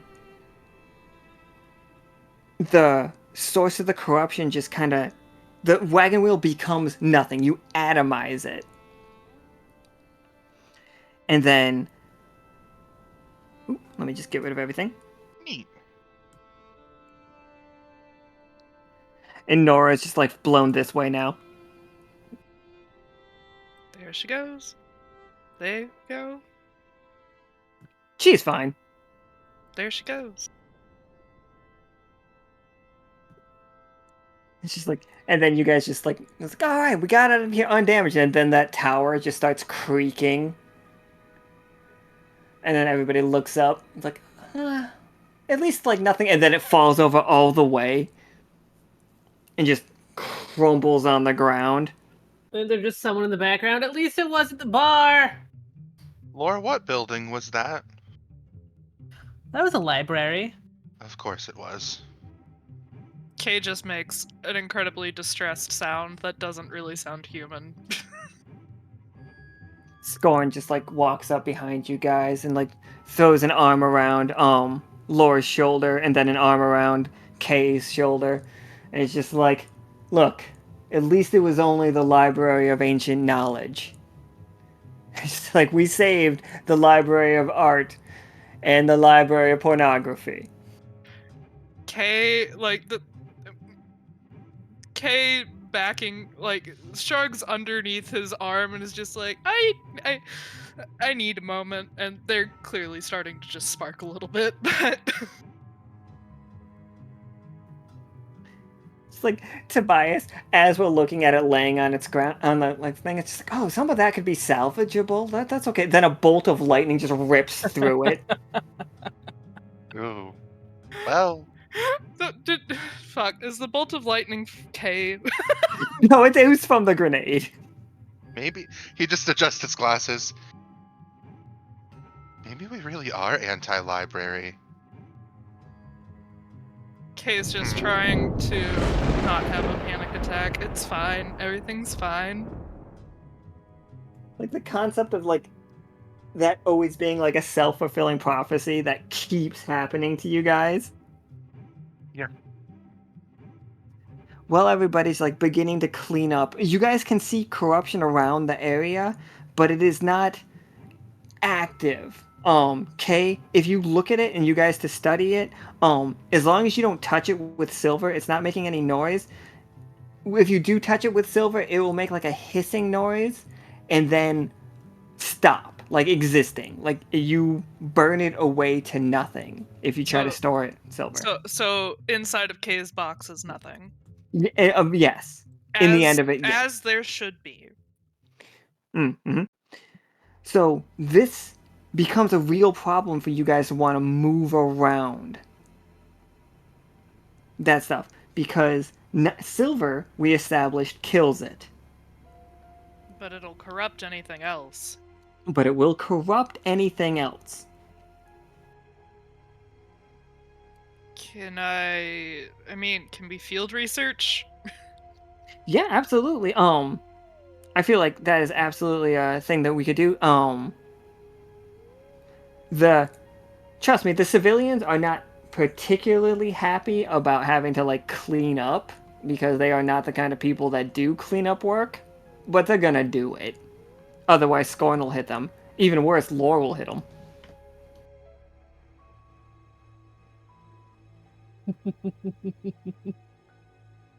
And then let me switch us to the last roll. Alright, so that got my attention quite strong. How did everything go with the how did we deal with the sea lice? Osiria, Cash, Krieg, and Clem.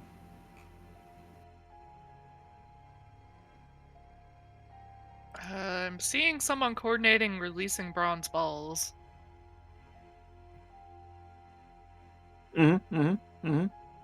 That makes perfect sense to me, honestly. The fact that like Krieg would just like stock up on bronze balls is actually hilarious. Let's see, something to do with whacking strays by Clem.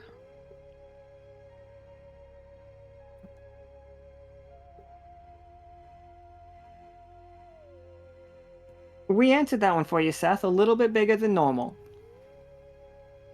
Like this lore is slightly larger than default lore.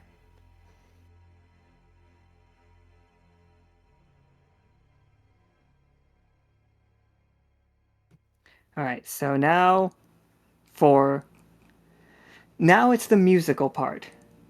Like with the help of the people like knocking the sea lice away, and Tarkus and Crabbert currently in a fist fight with the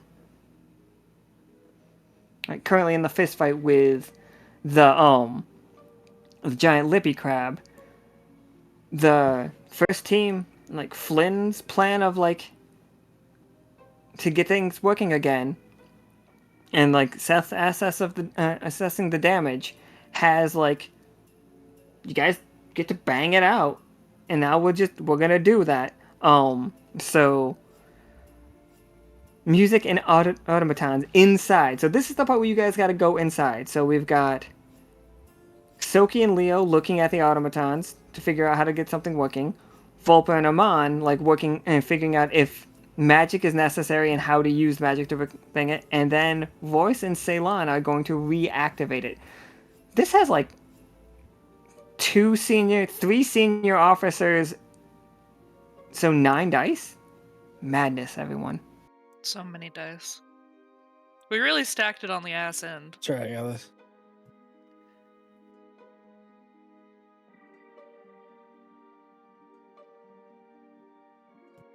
Alright.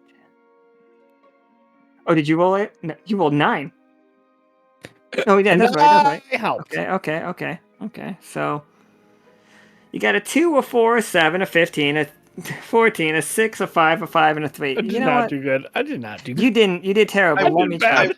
I will add, Alan, you do have a 20 that was given to the GM earlier in the game that's not yet been used. It's true. Oh, that I is rolled a 7, a better 20, a and 13, a 15, a 1, a 3, a 13, and a 5. Well, if you want to use that GM 20, then that's 2 20s in a 1. That's ridiculous. Wait, what are you... Seth, what? Seth. There's already one in there. Okay. Oh, there is a 13 as well. I don't think anybody was cursed in that last roll, right? No? Soki, Leo? Nope, Soki's cursed. Hey, Soki. Hey, Soki, you guys are going to be able to succeed. But when you're studying this this music, you don't change the song. It's not the wrong song, Soki. It's the right song.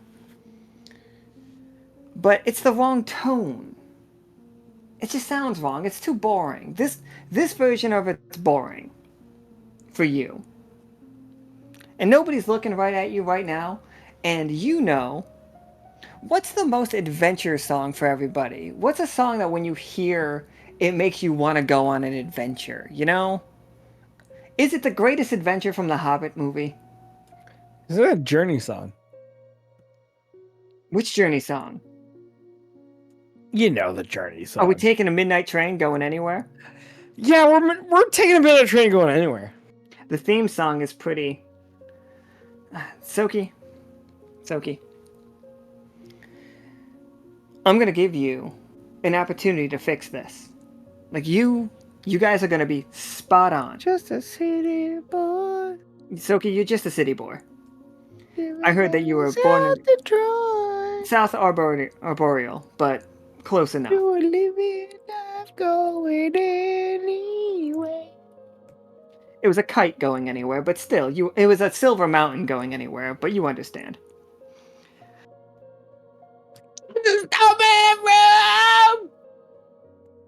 I don't know. I don't know who the small town girl would know be who in this small scenario. town I think girl it's Small Royce. town girl is Amaris. Going anywhere. Amaris is his childhood friend. Yeah, but like, Soki didn't ride the Silver Mountain with them. Soki rode the That's Silver Mountain with fair. She Zacna. was And dead. she's not dead. She just doesn't exist. No, she was dead. Oh well, then now she's dead and was never born. Dead. Anyway, so Soki, because it's a 13, it's not even a tough choice for you. I feel like, much like when you did not unplug the cable, you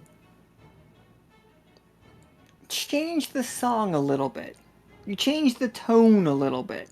Nobody else knows this. For you guys, everybody else, you feel like you're doing spot on. You guys know exactly how to fix these things. Voice, it feels very, very familiar to you. Like, I feel like Voice is whistling, and like Voice and Ceylon, like whistling, working on it. You guys get those things just going. They know exactly what they're supposed to do. You guys got it perfect. This place, like, you got it all rounded out the way that it needs to be. Amazing. Aman and Volpa, you guys are just fucking... Yeah, everybody is spot on. Imagine that all of these rolls were 20s. That is the way that you should be looking at this mission right now. That's the confidence that you should be feeling. And it's just like... But Ceylon and Voice know that the singing is just happening. And then as you sing or whistle, Aman, Volpa, you're singing along. Soki, Leo, you're singing along. You're singing Starborne Melody, for sure. And just like Lockstitch is the key, and you fix it. Like, you hit that button, and as like the last of the corruption is scooped up around the town, what is the cleaning the town looking like, Lore? And all four of you, like, how are we cleaning the corruption out of this town? Are we putting it somewhere? Like, do we have a safe spot for it? Or are we just like melting it away in silver? I feel like we would put them in like the Ghostbusters things, like the suction Ghostbusters things. We'll just suck them up into there. What do you? What? Ghost? What? What? No, you just suck them up in there, and then you. Why would you bust ghosts? A vacuum Ghosts are our friends. It's fine. Yeah, no, they're friends. Yeah, but then you suck them up, and then you compress them into a little block. Vacuum Tarkus into what? Just into a block. He's fine.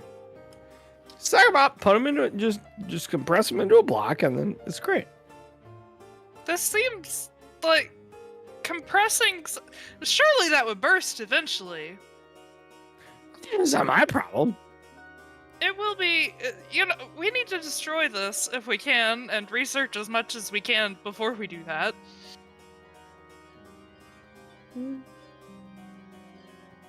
Storing it away is just asking for it to come back. Agreed.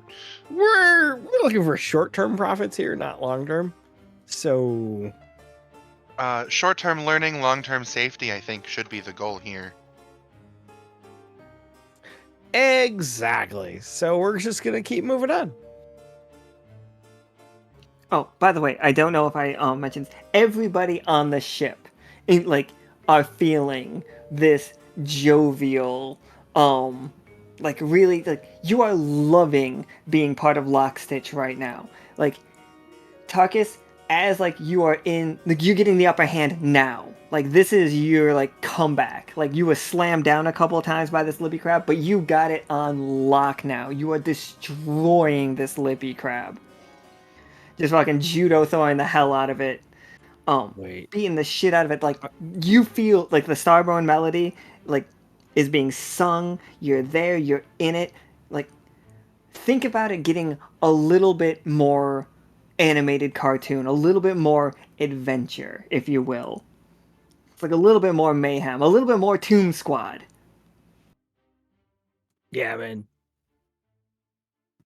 It's just like chaos. Chaos! that is happening outside. Like, as they sing, we are setting that straight reality of the world's a little bit more magical all of a sudden.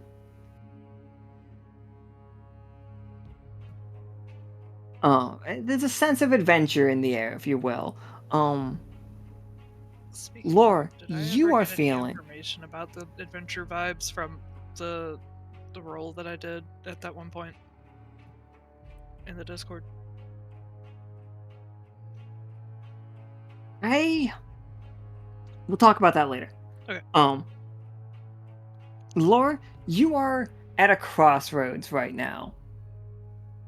Like, as they are cleaning up the corruption, and the more that Blueberries vacuums into his little thing, the less that is out there, you can feel the veil shrinking, getting less and less. And as you guys are having a cleanup, you can see where the wheel hit the dome, the non-Newtonian dome, and it has caused an anomaly.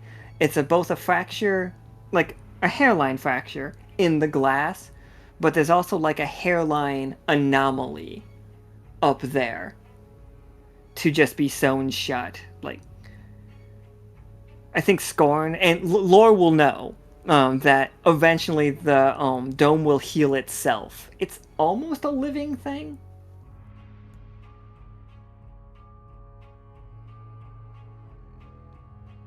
I mean, yeah, we call him Chaz. Sometimes we leave him treats.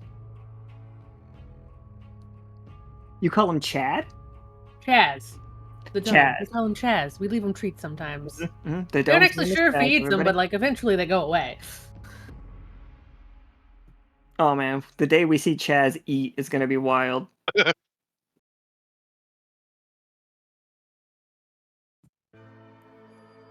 So Wait, Lore, Chaz is who? Chaz is the dome. Is the dome just a giant jellyfish? I'm saying that since we started. I'm sorry, yes. I missed that part. I did you probably believe it. Yeah, it's very jellyfish adjacent. You know, your non-Newtonian jellyfish. Yeah.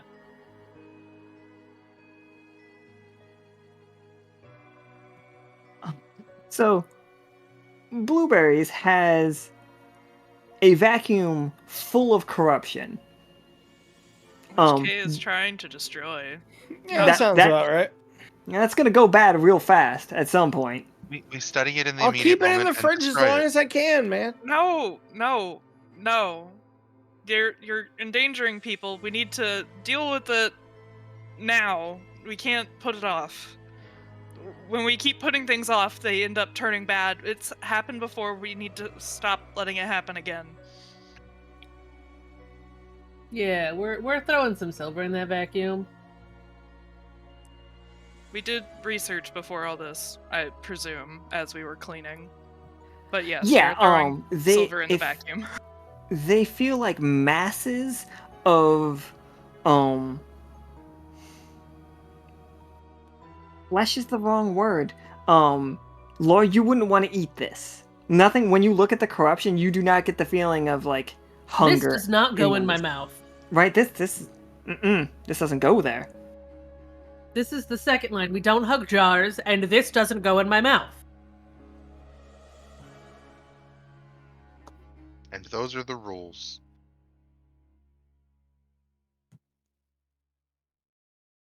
So, Laura, here is my question for you. When you leave here, is this your new default form? Like, when we sew that last thread in, do you want this to be how you are, or do you want this to be something that you have to become? And I'm not taking this away from you. Like, yeah, we can have it, like, we can do it as the magical transformation girl situation. If you want to. We can write up rules for this form to work for you. I don't want it to be the same as monstrous, because you are not cursed to have this form. This is just who you are.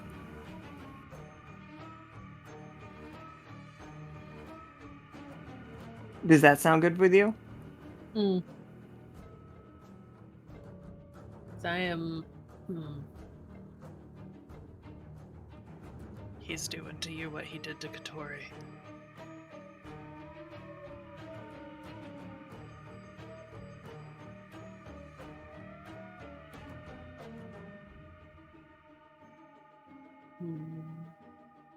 I've always thought of Wraithform Royce as just completely butt-ass naked. Like, we don't see genitals, but we definitely still get, like, muscle definition in his, like, arms and stuff.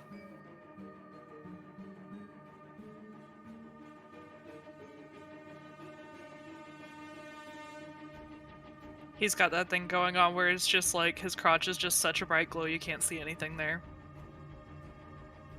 Yeah, just Mr. Manhattan without the junk.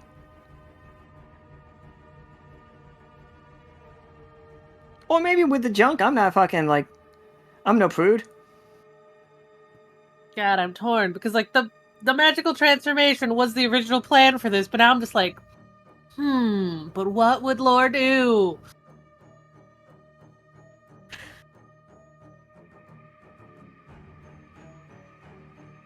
What would Lore do now having memories of an entire other life and I being think- this form? Mm-hmm. It could be reverse magical girl where you had to turn back into the other form.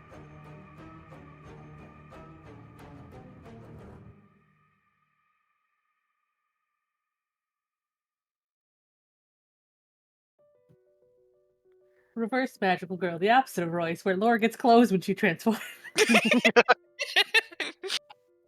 Always got to bring around an outfit.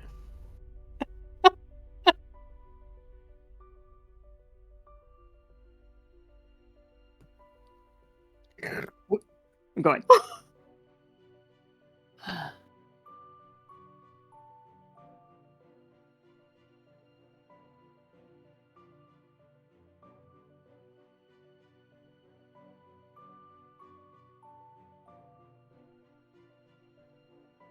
Ellen likes giving people the hard choices. It is such a hard choice.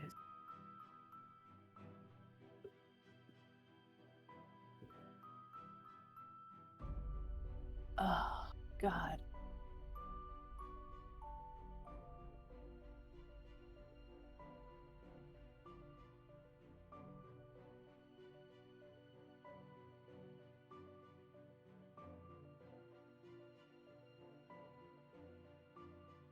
But I think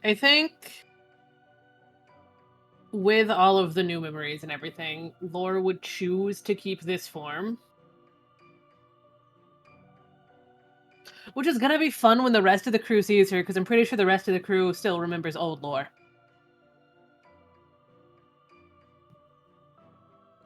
I will write you up some like transformation stuff for you though, so you can go. Like, I do believe we're gonna allow you to go back to the other one whenever you want, just because you don't always have to be scary, but scary's You don't cool. always have to be 8 foot tall scary.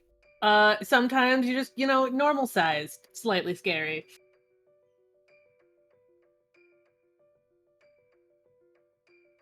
You can lull them into a sense of security with the other form. And then eat them. And they should be like, ha ha ha, you thought this is how I look? No.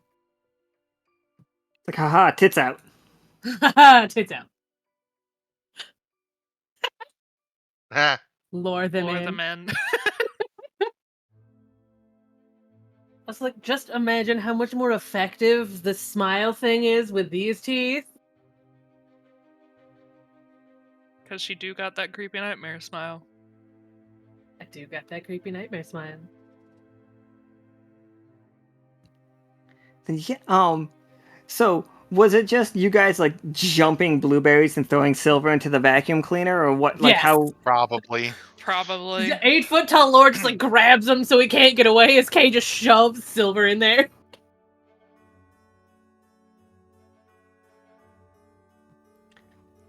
So, yeah, I've I seen think Ghostbusters. I know what happened when it doesn't freaking when you let it sit too long.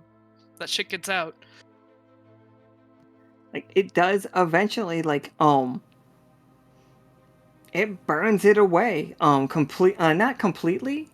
There's definitely a residue in there to be studied. Like at the bottom of it, based on the amount that was in there, like there is still basically like a soot on the lining of it. You don't breathe that. Like we're gonna want to study that.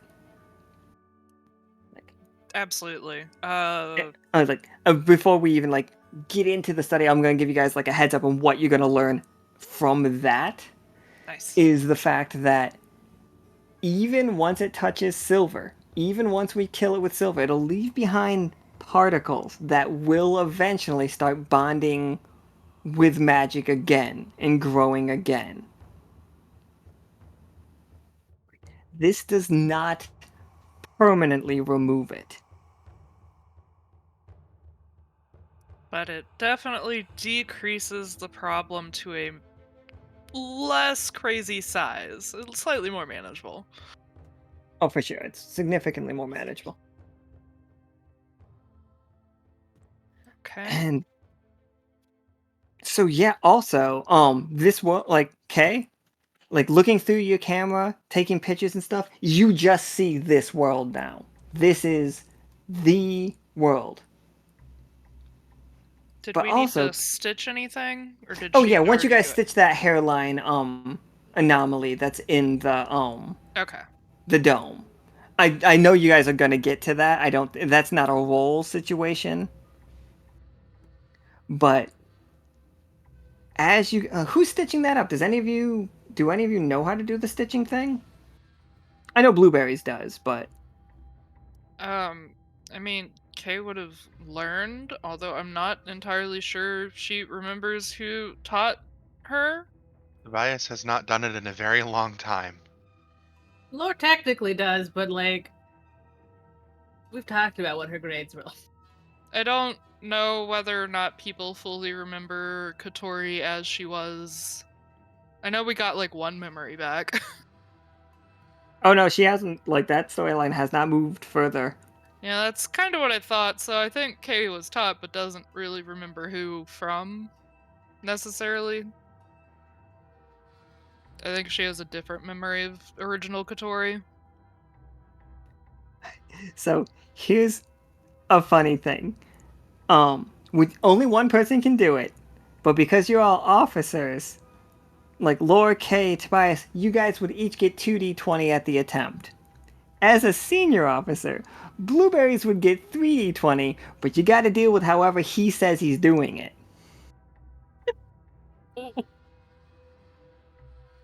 I don't. Oh. Well, the problem is I don't think Kay would trust that, given that she's heard Leo rant enough about him and duct tape. What are you saying? You don't trust the senior officer? That's just. Leo is also a senior officer. Mm-hmm.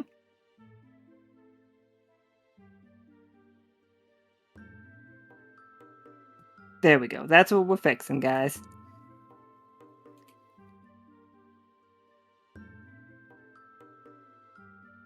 Okay, so Lore, you said that your scores were bad. I'll do it. Someone will just have to get me up there. I mean, I kind of set one of the rooms on fire one time. Hmm.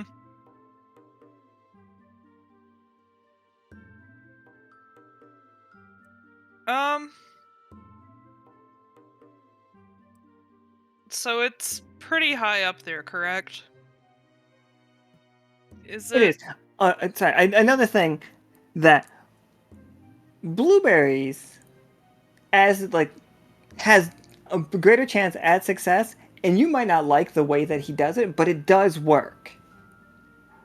Like, I need that to be incredibly clear. Just because he's a bit of chaos does not mean it does not get done. Like, if he rolls a success, it is just as successful as any of you guys' rolls. I mean, yeah, that yes, I as the player know that, but K Yes. is not me, and K has I understand statistically he has a much better chance of doing it, but All of you guys' comms come on, and it's the entire crew on the submarine calling you to tell you that they succeeded in their mission.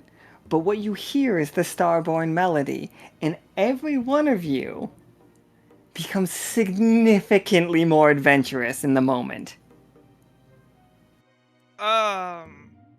since I was trying to research that, can I be self-aware enough to maybe notice that? No! Of course not. God damn it!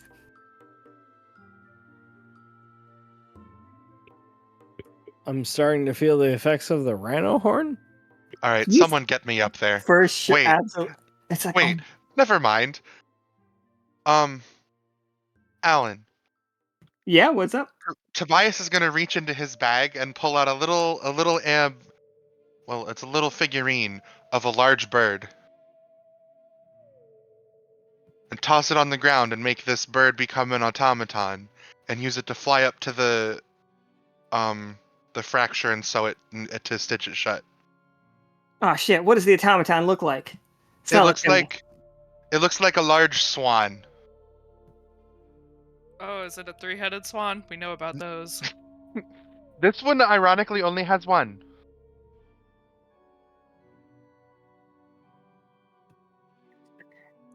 Like, many people like start whispering. It's just like, oh, it's like, is that? Did you get that from Glumcrest? Is that one of the prizes from the boardwalk? Just go look at that. Glumcrest is giving out mechanical geese. I thought Gloomclarist had three-headed geese. Well, it's a swan, not a goose. Well, swans too. Was it? Oh shit! Yeah, that's it's like it. No, this swan boats only have one head. Okay. I can actually show you one of Glumcrest's swan boats. Look at here. It's right here on the map. There it is. Look at it. At Glumcrest Fair and Boardwalk. I'm like, you can invite yourself some swan boats. You didn't tell me you went to Sonnery. They're only somewhat sentient. Oh, I've had this set for a while. Well, just, oh my god! Like, is that a collector's item? It was a gift from a king. There's no kings at the boardwalk. Just a really weird mayor. And then you actually just see multiple people like, yeah, there's a bunch of really weird mayors. Oh, here's a submersible, by the way. I finally got it to work, but don't worry about it.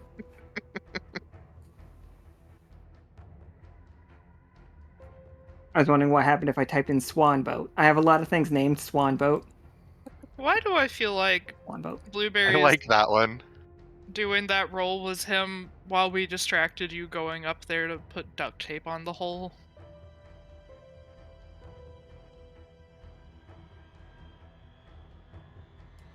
I'm always a distraction from the whole.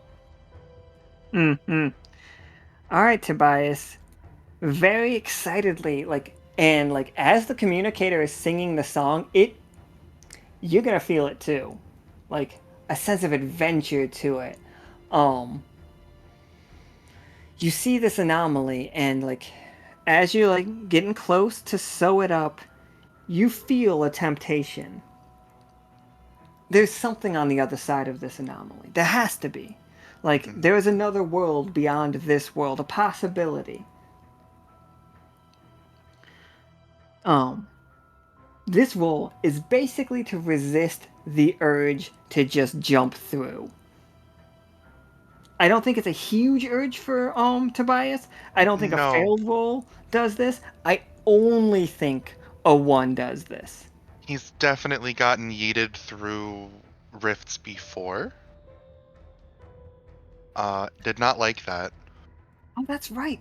You know what? I don't even think a 1 does it. I think you would need to roll 2 1s or a 13 and a 1. I think those are the only ways it could happen. And it didn't, so don't worry about it. And yeah, like how does what does sewing it up look like for Tobias? Do you have like a technique to it? For him, it's almost like tying up a roast. Makes sense Okay, to all me. right, absolutely. So Just like dressing it up. nice and clean with when it's done. Just like the straight line down the middle when it's done. That really cool thing where like they sew it up and then they just it looks super loose, but then they pull it and it all like gets really tight. Yes.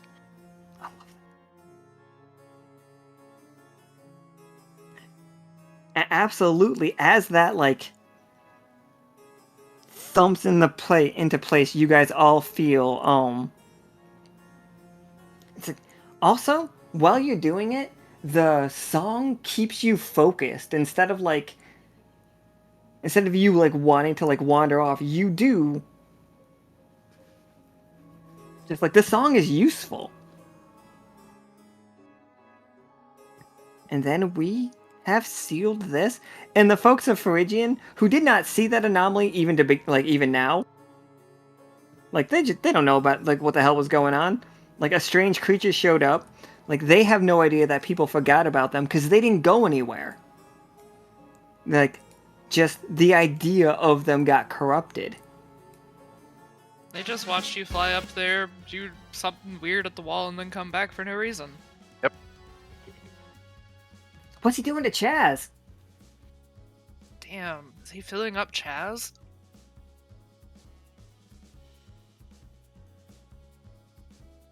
I love the people from Phrygian. I love all the people from the Celestial Sea. I'm down like with all of them. I love them so much. I mean, Kay spent a lot of time in Haven, so they're probably just kind of bebopping again because it's just like, oh, yep, we're back with the music.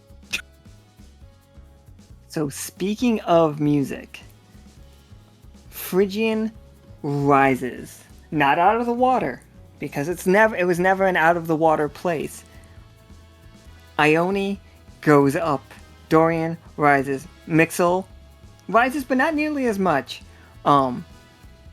Haven begins to rise a little bit. Lydian rises. Loker does not. Loker doesn't fucking move. It's not attached anymore.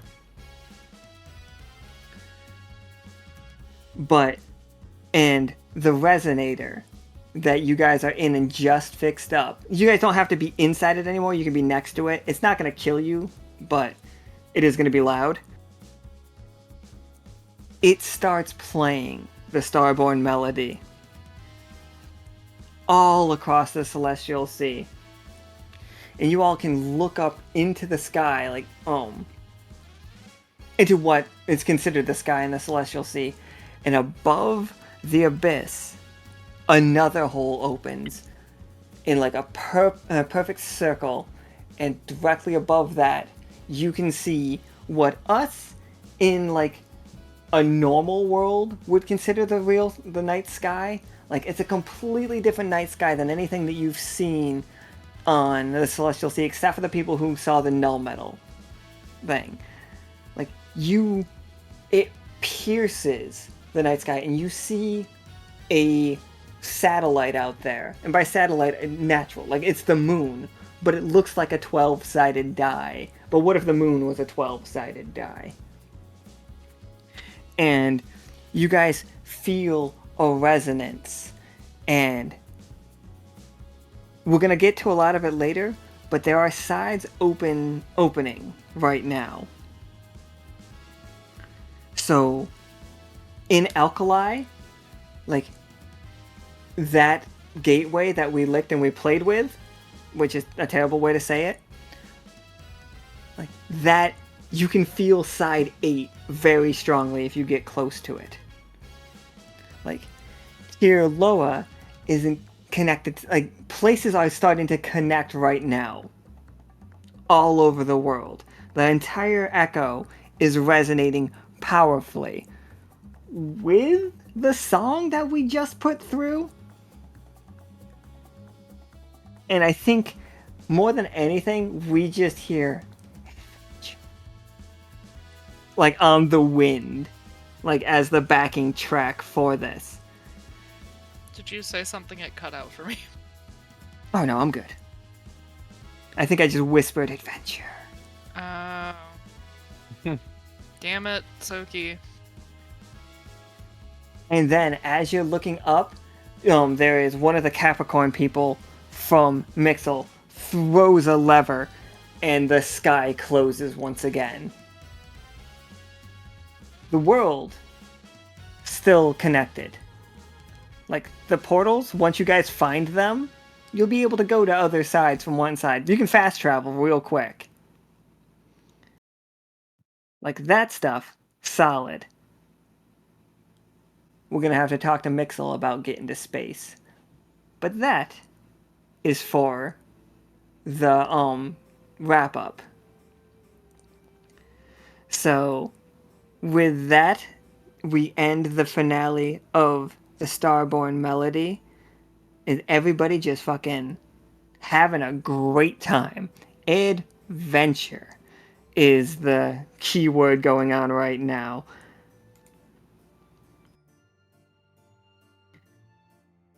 And So I'm sure opening a hole from Tirloa to whatever side it's connected to is perfectly safe while it's corrupted the way it is.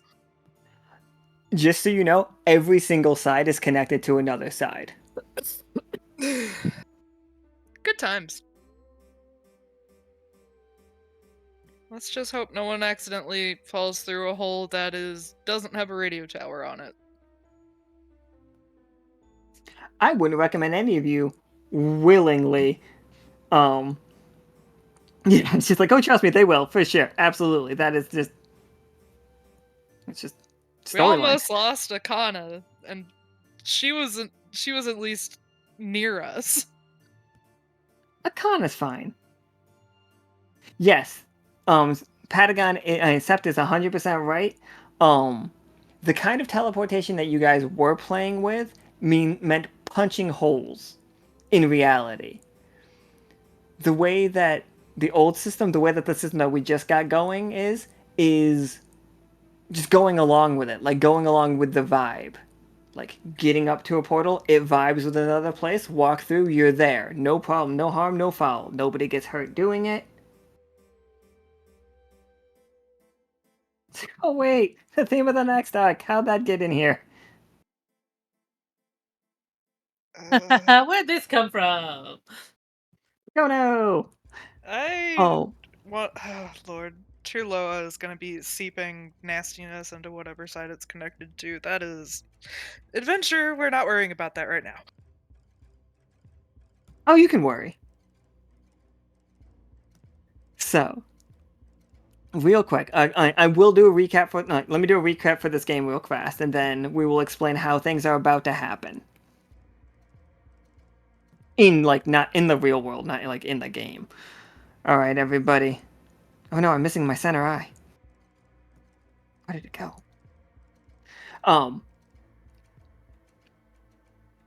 So, we saved Lore. We found her in Phrygian as a giant Leviathan. And she came back as, slightly less Leviathan, but significantly more sea monster. and thicker. All hail the thickness. All hail the thickness. We learned that Tobias has been giving lectures on small, large horse. Blueberries has a vacuum and also has built himself another little submersible. We learned a lot of things about the corruption stuff, and like I know Caustic is going to be taking notes about it, and we're going to put the notes and stuff up. But for the most part, it feels and reads like a disease. I know I've said it a bunch, but I cannot be more clear about this. It is capital B bad. There is nothing to save with it. It is just destroy it. Get rid of it. There's no like, and this is Alan being like, hey, for the next arc, do not feel bad destroying these things. If we're gonna hunt monsters, we're gonna hunt monsters. Don't feel bad. Like, you can feel bad because it's a gross thing, but like, just stop it. Stop that. That's what I'm trying to say with all of that. Just like killing redcaps. Just kill them. They're bad. They're terrible. It's like mosquitoes. I will feel bad about not being able to save anyone that gets corrupted. You definitely feel bad about that, but just like this is Alan, gun on the table. Once things get corrupted, you don't uncorrupt them.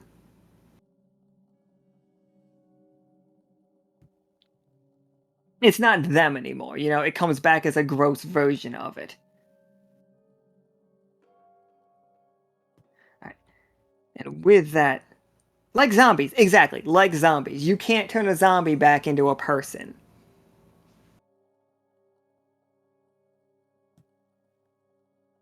Thank you. Thank you all for understanding. Kill on sight. It is kind of like it. Double tap. I don't want. I'm also worried about the idea that you guys are worried. It's, oh no, I don't want to kill the remnant of my friend or something like that. It's not that so much either. It just pulls it down to its like base forms and then builds it back up in a form that it wants. So you know, They're already dead. You're putting them out of their misery. If they have any misery to feel they're anymore. already dead and they're not suffering. It's something else there now. Yeah. Can I be a zombie? You can. Sweet. You do have vague Rob Zombie vibes. Not like the bad vibes, but like the, you know what I mean. I don't. I am fucking so interested in knowing what you mean. Fast lane drag top. Don't worry about it. Do you, in fact, dig through the ditches? And have you been known to burn through the witches? Absolutely. I've heard tender is the fur. Yep. Dracula. So, and then the crew fixed the resonator. You guys, rough start, but it ended so well that you guys don't even remember the rough start. You guys will go home telling stories that everything that you did today, fixing that resonator thing, as perfect. You guys did it perfectly. It was amazing. Like, and not just amazing, but you each have a story to tell. Like, so it's so perfect. Like, you guys like sung the song, like immediately when you guys get back, it's going to be a party situation. If you go to Haven, Miss Keynote's ready to throw you a party. She's so excited. Yeah. The only thing is the players know that Soki decided one more time to leave the adventure in the world.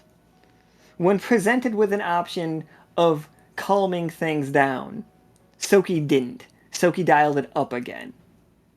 It's like, this one goes to 13. He's a totally normal squirrel and nothing is wrong with him. Right.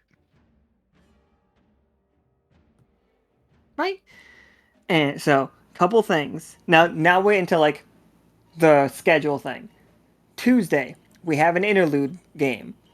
It is Blades in the Dark. We are playing as the Storm's crew, like as they make a heist that you guys cannot stop because they know exactly where you are while they're doing this heist, and you guys are busy because you're doing this. And they knew you were busy because they have spies. Um, and so that's on Tuesday. Then me and Nika taking that week off. Like from Tuesday all the way through that weekend. The next Thursday, we will be messaging you guys stuff, and I will have RP prompts for you. For everybody to like set us up for the next arc.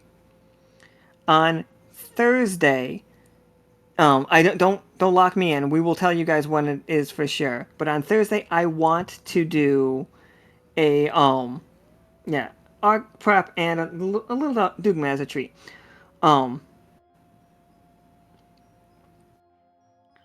Thursday the 4th or Yeah, Thursday the 4th, because we won't be here April 1st, as well as another part of it. Thursday the 4th is our recap event. Our like talk about the arc, how do we feel about it, where did we go, like where did we end it for everybody? Like how was our research going? So get all your questions around for that one, absolutely. It'll just be like a fun conversation. We'll show you like the end credits for the Celestial Sea arc, and we'll probably show you the trailer for the next arc with its full name shown. Maybe peeks at things. I don't know. I'm just saying maybe peeks at things. I can't make promises. You guys all came in so clutch and so fucking helpful for us, like with the support for buying all the art and like buying the cards for this weekend. Absolutely, we don't deserve you. Thank you guys so much. Just love it. Thank you guys so much, because like we're gonna get another theme song. We're gonna get a theme song. Obviously, we said we want to. There's gonna be a theme song for next arc. I just love it too much not to. It's just too fun. It's too good. We gotta do like, what we gotta do. It's like there probably won't be a musical episode the same way that there was a musical episode for this Unless arc, y'all, but like, aggressively want it. unless the four main characters aggressively want it too. But we were thinking like other things for different arcs. Everyone have their like each arc having its own special thing, basically. But I mean, I know at least one of them sings. But, like- singing and wanting to do a musical episode are like about a million miles apart, though. So like, And it's just like, and like it doesn't feel like super thematic to next arc. Singing was thematic to this arc, and literally I'm the good. arc. Like it was the arc, and like Esme and Twy and Vala and Rennick fucking killed this arc. Like absolutely, as good as I ever hoped that they were gonna be, was they surpassed it and then some. I loved it, absolutely loved it. All the weird lore building that we did. I see your character being named Lore is tricky. We were talking about the I fact know. that I Every try time I not hear to someone use, say the word Lord, I'm like, what? Me? You've I called? try so hard not to Built. say the words lore dump because of you. Laura is built though. Look at her. Lore got them dumpies.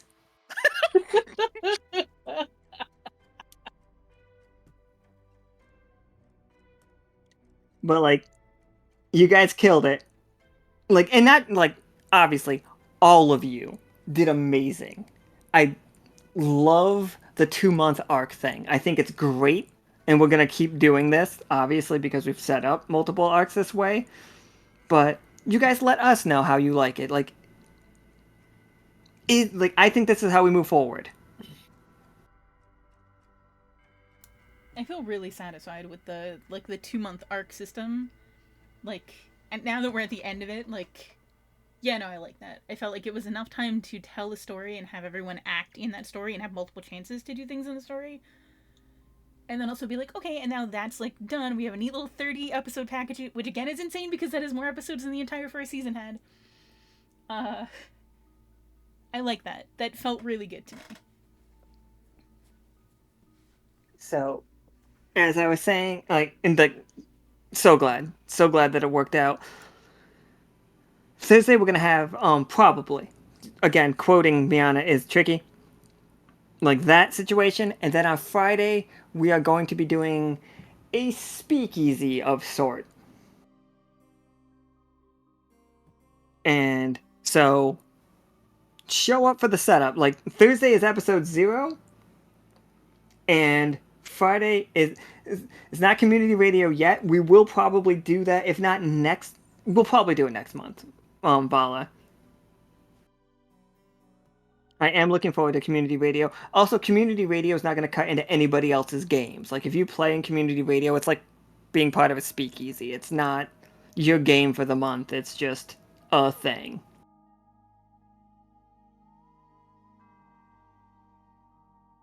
I'm assuming we need to send you blackout dates, Nika. Yeah, you know what? Actually, that makes sense. I know it's a little on the early side, but if you have your April availability, make sure to DM it to me, because we're gonna like immediately get started on planning the schedule for next month. Like, don't get me wrong, we're gonna take a little bit of a break, but yeah, obviously. So we are playing a game on Tuesday, but it is Interlude. It is Interlude, and this might be a time that you play the cards where you make rolls 1s.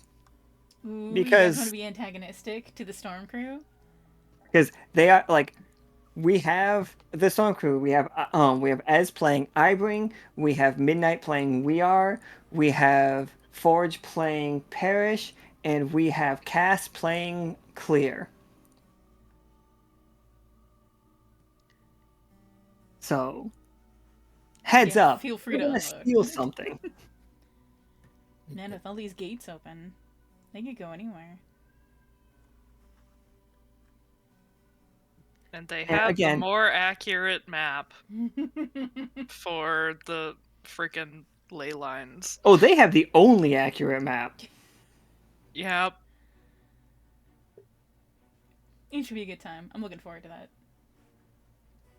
Yeah, if you guys want to make an enemy of Ez, go ahead, play all your negative cards.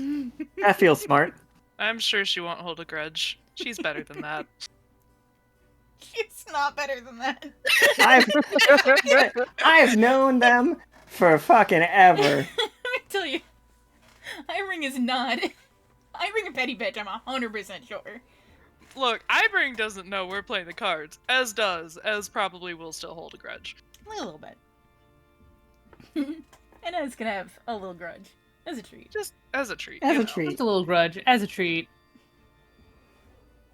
I am deeply curious if those ley lines are related to that one magic tree that we found secret underground or not.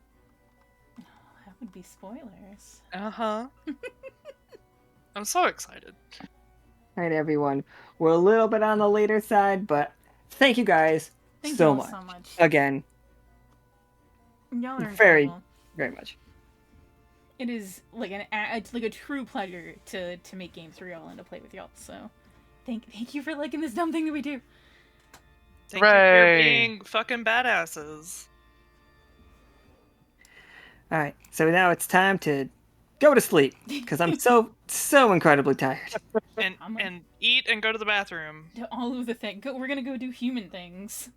Body. How cool are Laura and Tobias' new art? They're so good. They're real fucking good. So Fucking love it. They're so cool. So we're gonna heck off, and we will see y'all on Tuesday at normal time for the interlude. Y'all did amazing tonight. Thank you so much for playing. Thank you for chat. Getting the shit done. Yeah, thanks for not failing. Goodbye, everybody. Goodbye forever. Forever! In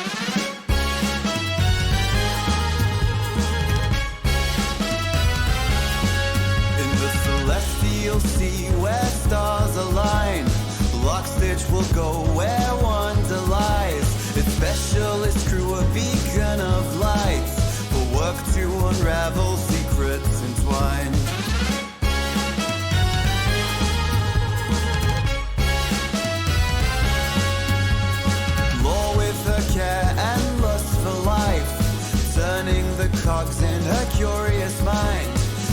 that tell stories of times long past.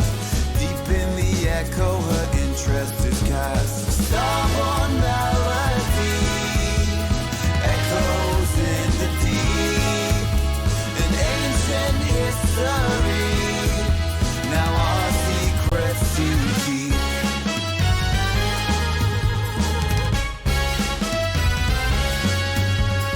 Sail on a siren with feathers adorned, seeks to maintain her graceful form. A voice that weaves tales across the sky, relaying the dreams that never die. Rennick the brain with numbers and might, 4 arms, 4 eyes in the cosmic night. Stoic and with numerical grace, in Lockstitch's crew he has found his place. Starborne Melody echoes in the deep, an ancient history. Now our secrets to keep.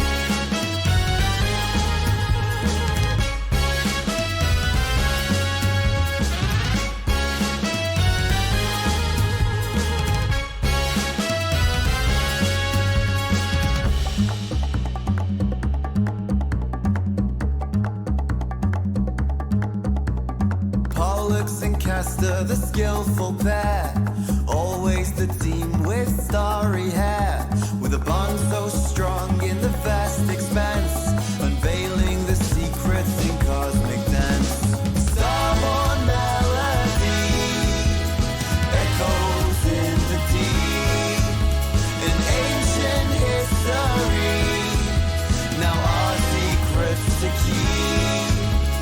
Starborne Melody